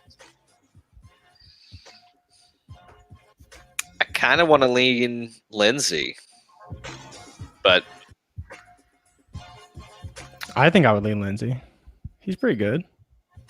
I think it's Boston Scott for me. I think it's definitely not Cooper Kupp. I'm okay with Scott. I'm okay with Scott. Slightly Scott over Kupp.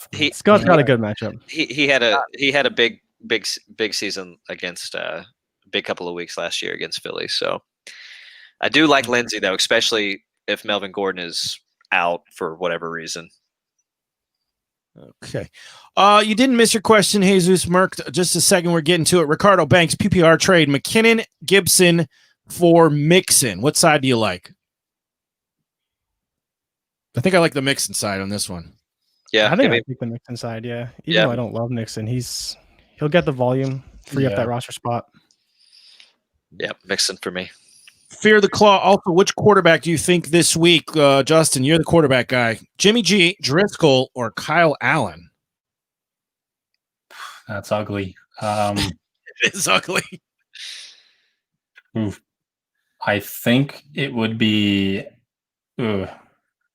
I want to say Jimmy G, but Kyle Allen's got Dallas. So, I mean, that's another one where they're both in brutal territory. So you could coin flip it, but for the sake of answering, I'll just say Jimmy G.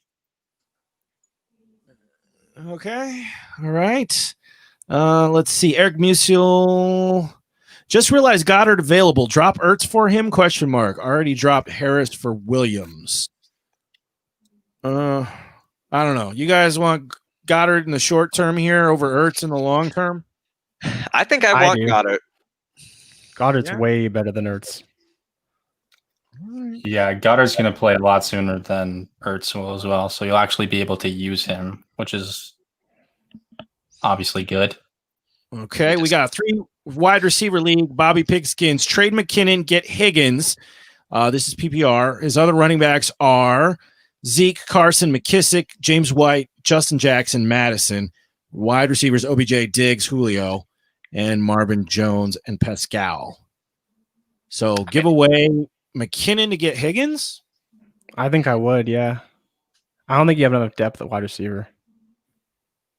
He's got 3 studs, right? I mean, depending on how many you got to start. Yeah, But and he's got to start 3, 3, right? Yeah, he's got to start 3. So he's getting a good. I mean, Higgins is a Yeah. much upgrade over Marvin Jones for sure. Yeah, Marvin Jones has been poo all season. I'm okay with it. I need to grab a charger. Okay, Jesus Merck, is Fournette worth picking up? I think we talked about Fournette being a somewhat better running back. You guys both like grabbing Fournette on the waiver if he's available? Yeah, I mean, depending More on who than you're likely. dropping, but yeah, generally he's worth a stash. If Rojo were to go down for any reason, that's Leonard Or Fournette's running fumbles. back one. Or fumbles. Then there you go. All right. Also, same guy. I think I missed my other question. Running back. I need 2 in PPR: David Johnson, Boston Scott, Justin Jackson, Le'Veon Bell. It'd be the first 2 for me, I think. David Johnson, Boston Scott. Yeah, I don't think I'd want to risk it. I think you just start Boston Scott. He's in a good matchup, and then you just play David Johnson over Le'Veon Bell. All right, we got that one cleared up. Back to the stream questions here. Let's see what we left off. Shane Banks. I traded Mixon and Boyd for Galladay, Gibson, and MVS. Scratching my head, grade the trade. Let's just give it a letter grade. I give it a B. I like it. Mixon and Boyd. So MVS is kind of nothing to me here in this trade. I'm not even looking at him. So you upgraded to Galladay from Boyd and you downgraded from Mixon to Gibson. So what I would say is that if you're really deep at running back, that this was really a good trade for you. But otherwise, it was kind of sideways. I'll stick with I think the B is a good grade. I like that you got rid of the double Cincinnati. So that would be the tiebreaker. Okay. Trey S wants to know full PPR DeAndre Swift or Melvin Gordon this week. Well, this week it's Swift because Melvin Gordon's probably not going to play. So, okay, yeah. Let's say rest of season though. Who would you like more rest of season? That's tough. Melvin Gordon for me. Melvin Gordon. His schedule lightens up towards the playoffs, which is nice. Yeah. And Swift also didn't look that good to me. Did anyone else see him get caught from behind by like a linebacker? Who was the linebacker? It wasn't a linebacker, but he looked slow on that long run that he had. Yeah. He had a big, he doesn't have deep speed, unfortunately. He's quick though. He's Swift for a reason. The only thing I was waiting for that one. It's right there. The only thing Swift about him is his last name. He's swifter than fast. Okay. I'm trying to sort through this guy. I think wanted to just tell us about his trade. I'm not even going to give that one any time. How do I fix my team? Ooh, I like this. How do I fix my team? From Pac Maine. 2 and 4. I have Herbert, Lindsey, Peterson, McLaurin, Moore, Hurst, Ruggs, Thomas as my starters. Benches McKissick, Eckler, Justin Jackson, Miles Sanders, Hasty, Tim Patrick, Alan Lazard. I have no clue where to go and who to possibly trade. Can you guys help? So give them kind of a step one on how to kind of get this team back together. What's his most valuable trade piece to get some talent? Because he's got a lot of pieces here, but none of them are particularly good. The only thing that I really see, I mean, I like Herbert rest of season. I think he's got a good schedule. So the only thing is we got news that Eckler is looking at a longer timetable. So if you're 2 and 4, maybe you try and give Eckler to somebody who's who can wait for him for the playoffs and then try and get somebody that can help you win now rather than having to wait, say, 3 weeks for somebody to be able to play. You could do the same thing with Sanders, but we're not really sure how long Sanders is going to be out. That could change tomorrow, but I think Eckler holds more value than Sanders. So I think I'd be moving Eckler. So Thomas, we're looking at Michael Thomas, yeah? I hope so, because I think if not, so, this yeah. is rough. Yeah. So I think if it's me, I'm going to try to package up Eckler and DJ Moore and go after like a top, like an RB1, because you really need a stud running back. You do have Miles Sanders, but I like Miles Sanders as my RB2 in that situation. So yeah, I think it's package up Moore and Eckler, go after a good running back, or just something with Eckler to go after a good running back, see what they want. If they need a Lazard, I think has a role when he comes back. I like a lot of these players. Yeah, it's just a injured roster, right? That's Yeah, that's he's a for lot me. of I see Eckler as like the clear guy, but it's like, what are you going to get for him? Can you try and trade maybe that quote unquote backfield? Can you maybe move Hasty if he has a role this week? Who knows? Like it's a lot of what ifs, but Eckler's definitely looking at like the first move, and if you can maybe pair him with Jackson to try and bump up that trade value a little bit, give someone the whole package or as much of the package as you got, maybe that could be something. But definitely got to try to find a running back that can actually play for you, or it's going to be difficult to compete. Okay. Manny Polos, Slayton Cooks or Mike Williams this week? I'm getting Mike Williams in my lineup almost every single week that I can. Yeah, I think we're all on board with Mike Williams this week, right? Yep. He's the guy. Yeah. All right. My fourth quest. I don't know how to read this stuff. Matt Ryan or Justin Herbert this week? Justin, who do you like quarterback-wise this week? Matt Ryan or Herbert? And they're quarterback 8 and 9 for me, with Matt Ryan being number 8. So Matt Ryan, Herbert's got a good matchup, but they both do. Matt Ryan's got Detroit, which is, I think, pretty much the same. I think Julio's looked good. I think their passing offense is explosive. I think Ryan has a chance to be huge this week. So Matt Ryan. All righty. Let's see. Minimal impact streaming a tight end. I'm considering Logan Thomas, Richard Rodgers, or Fursker. Thoughts on Jonnu? I think we already talked about this a little bit. If Jonnu is definitely looking bad and out, Fursker's the guy. If Jonnu plays, who do you guys like more, Logan Thomas or Richard Rodgers this week? I mean, I guess Rodgers is going to have to be a tomorrow decision, isn't it?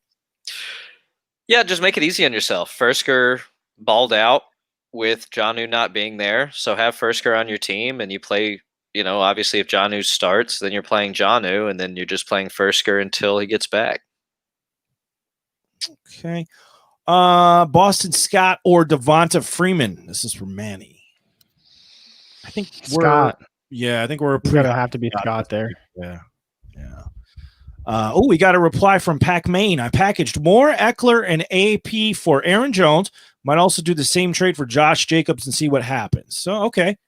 That's a pretty good move, I think. I'm all right. Yeah, if you can make that happen, for sure. All right. Also, funny thing, I had Dak too, so that's why. Yeah, dude, you got hit with the injury bug really bad this year. Corb Kurt. I think this is Corbin. I think he calls the show before. Herbert or Tannehill this week? Justin, quarterback question. Herbert for me. Tannehill's been good. He gets Pittsburgh at home this week, though. Pittsburgh has been vulnerable, but I think Herbert's a safer play, I think. Okay. All right. We got to get back to the sack. There's a couple of questions we didn't get to in the mail sack. Let's do those real quick. It's the one. Would you do this trade if you have the Chris Carson side? So the trade is Travis Fulgham, Chris Carson for James Conner and Chase Claypool.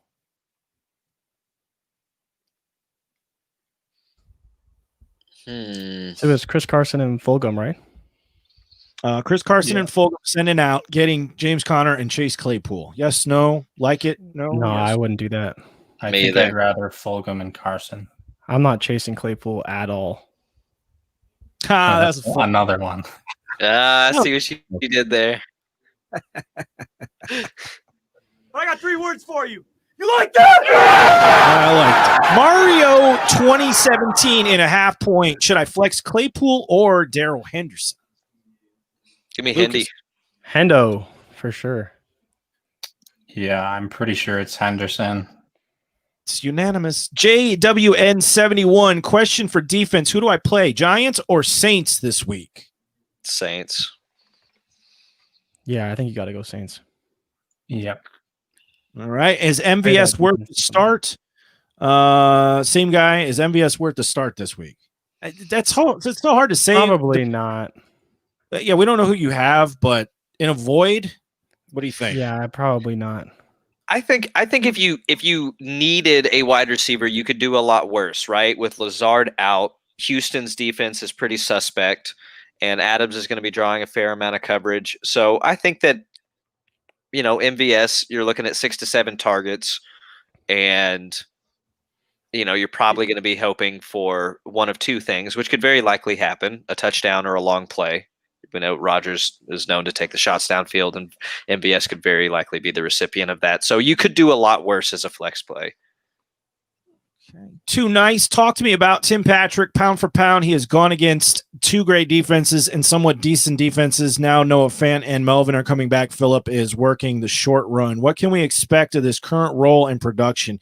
Let's start with Lucas here. Tim Patrick, what do you see for him in the next couple of weeks? I like Tim Patrick. He's a really good talent, and he seems to be quarterback proof a little bit. He attacks the ball really hard. He goes after it 50-50. The guy, he looks like he just wants it. Like, you can tell he's in the game, right? And Judy, we've seen some drops from. I do think that the red zone looks might come down a little bit with Fant coming back. That is Drew Lock's guy, but I think that Patrick has a relatively safe floor and can definitely ball out. And we'll see, but this could be a shootout, or at least one that Denver is having to throw a lot to get back in the game. Justin, you like rest of the season Tim Patrick? What do you think? Yeah, I mean, I think this week will tell you a lot with if Noah Fant and even if KJ Hamler comes back. I think you'll learn whether or how big, I guess, Denver is on Tim Patrick. I think they have every right to be big on him. And I think if he is, say, their third option, I think that helps that Noah Fant and Judy are taking attention away. And he does have a solid schedule looking at it for, half of the matchups coming up. He's got Atlanta, Miami, Vegas, Carolina, that kind of thing. So, I like him probably around a wide receiver 3 or 4 range rest of the season. All right.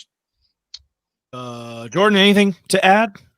I'm really curious to see if they still use Alberto when, especially in the red zone, when Noah Fant is back. People who don't know, Alberto was Drew Lock's tight end. Obviously, Driscoll's probably going to play, but I could see him having a role. He's a massive tight end. He's fast. He's strong, just like Fant is.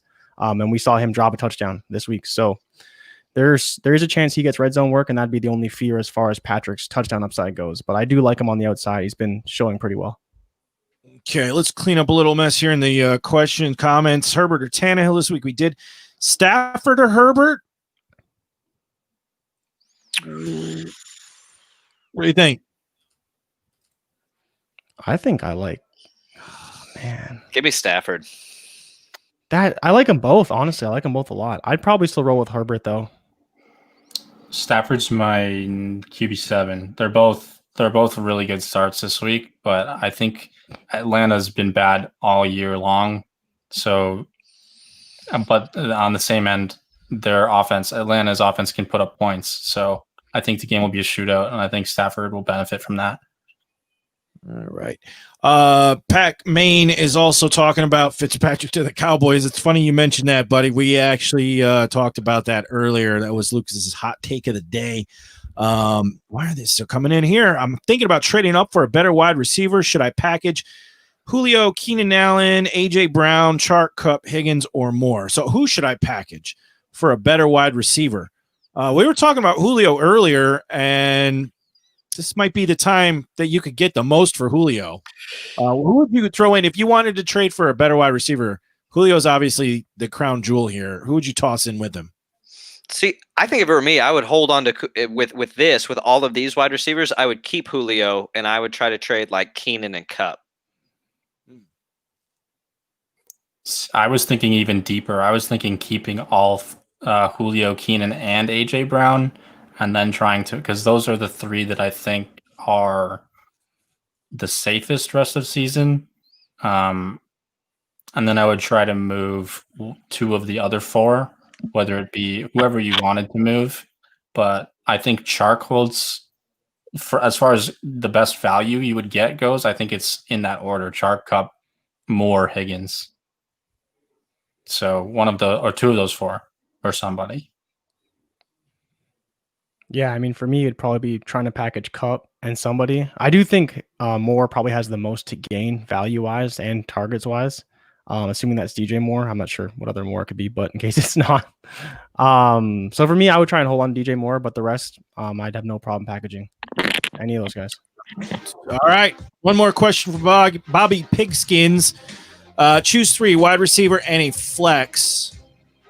Oh, okay. So we need four total, half point. Evans, Higgins, MVS, Ruggs, Humphreys, Latavius Murray. I need three of these are wide receivers. So it's between Evans, Higgins, MVS, Ruggs, and Humphreys. So Evans and Higgins for sure for me. Do you like Lat Murray over any of those guys in that matchup against Carolina? So he needs to start three wide receivers and then one flex? Yeah. So yeah, I think your flex is Latavius Murray for sure. I think he could see between 10 and 15 carries, especially if they're beating them pretty bad. So, I like the flex play for Latavius Murray this week.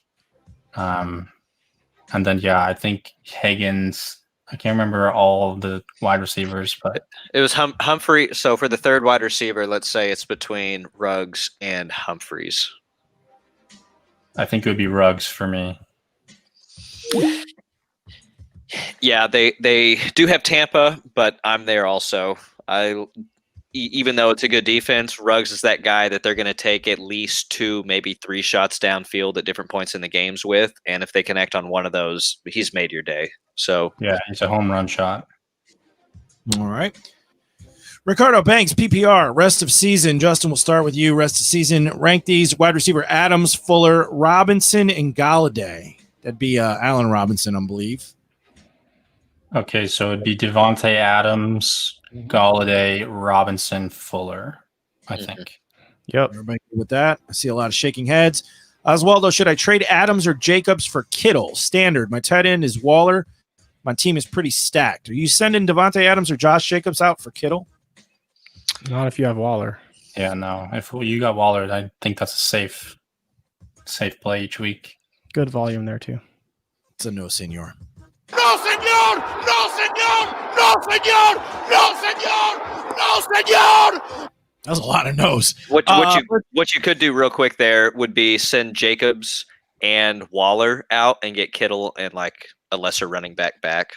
A player on a different team, right? Get that stack off your lineup. Okay.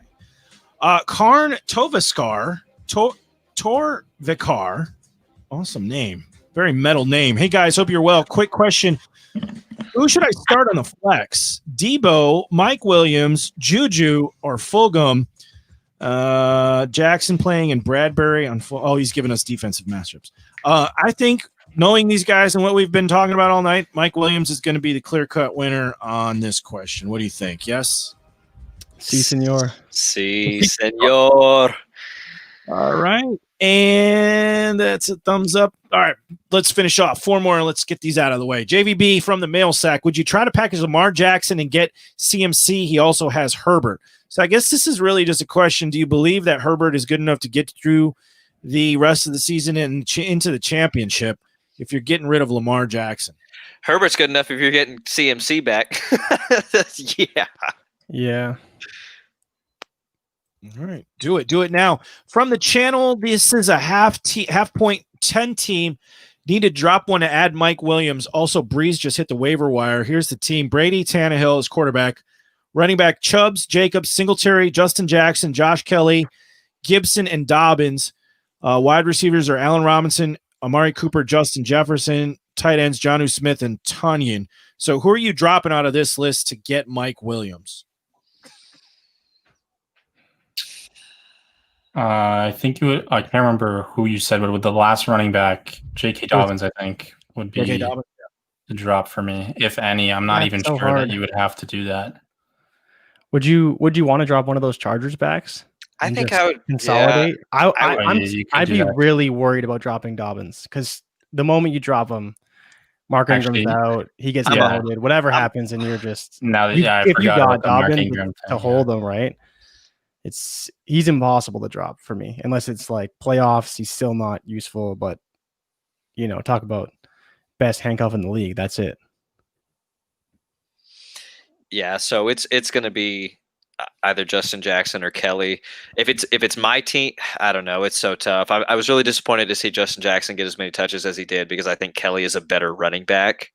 So trying to not have a recency bias there, I would drop Justin Jackson because I think Kelly is better than Jackson. Or would you drop one of the quarterbacks? I mean, do you really need to run 2 quarterbacks? I'd be fine dropping Brady. I don't think even if he gets picked up, like I wouldn't care. But I think Lucas, to your point about Kelly, I think would Kelly, do you think clear waivers? Do you think he'd get picked up? I think so. Okay. I think so. But but now that you mentioned that, I think that I would also drop Brady. Tannehill's already had his bye. All right. So you would stick with Tannehill. You don't even worry about Breeze? Nope. No. Nope. I'd rather have Tannehill than Breeze for sure. Okay. All right. Page Boy, my Darren Waller and Robbie Anderson for his George Kittle. What do you think? I'm okay with that, especially if you're deep at wide receiver. Robbie's been good, man. It's a lot of value, but if he's deep, though. Is that upgrade worth it? The Waller to Kittle? I don't know what that is points per game wise, but you think about Robbie's wide receiver one, like he's a wide receiver 1, I think, still, or close to it. That's a lot of value. It is a lot of value. Didn't he say this was a 10 team? Is this same guy? No, different question. Oh. I don't think I could do that. Robbie's been too good. He's been too good, man. It's tough for me to say without seeing the team. But Kittle's a difference maker at the position. If you had decent wide receiver depth or players above Anderson, then maybe. But I think just going in blind, you're probably picking Waller and Anderson. Okay. B-Bang Boy, thinking of trading Thielen for Will Fuller and Montgomery. You guys like this trade, Thielen for Fuller and Montgomery? I mean, if you need the RB depth, I don't mind it. Yeah, that's where I'm at. Yeah. Thielen's clearly the best player in the trade. Yeah. Sleazy CZ wants to know Alshon, Jeffrey, or Sterling Shepard rest of season, maybe neither one, but my last bench spot requires an answer, I suppose. Justin, you like rest of season. What do you think? Do you want either of these guys, or do you just want to fill that last bench spot with a lottery ticket? Yeah, I think the lottery ticket is the way I'd go. I think Alshon Jeffrey is going to be out of the mix when he comes back. I think Fulgham's proved that he can perform as good, if not better. So yeah, I'd rather just get rid of both of them and take a shot on maybe an Antonio Brown by tonight. Okay. All right. Yeah. Mike wants to know Cooper Kupp or Keenan Allen rest of season, half point.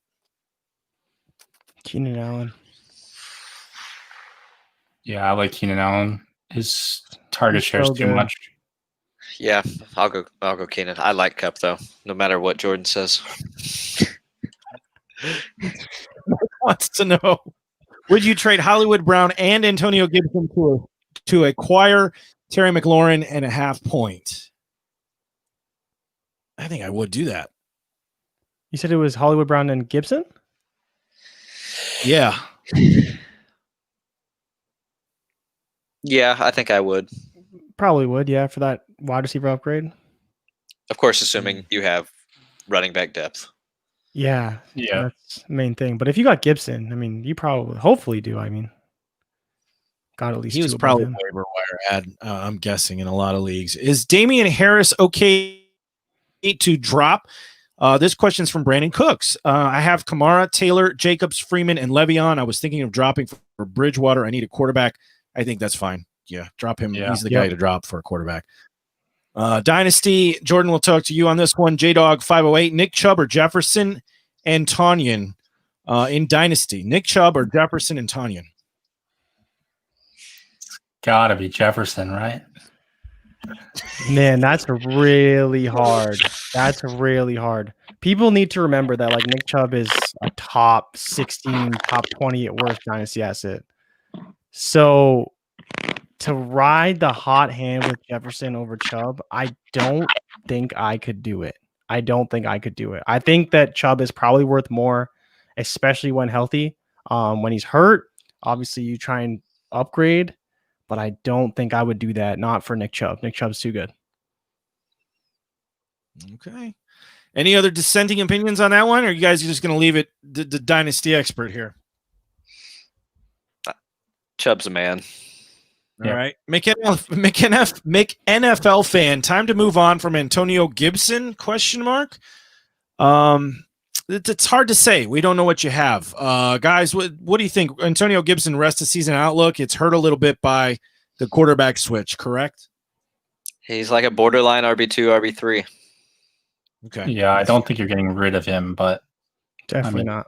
He's explosive, man. It's, once he figures it out, it's going to be game over. Okay, hang on to him. A couple more real quick. Jeez Louise, they're all coming in late. Let's see. Oh, this was a trade question. What if I could get DK with Keenan and because this was the wide receiver upgrade question. What if I could get DK with Keenan and Moore or Cup? I think we like that trade, right? Only if it's Keenan and Cup. I wouldn't do it for Keenan and Moore.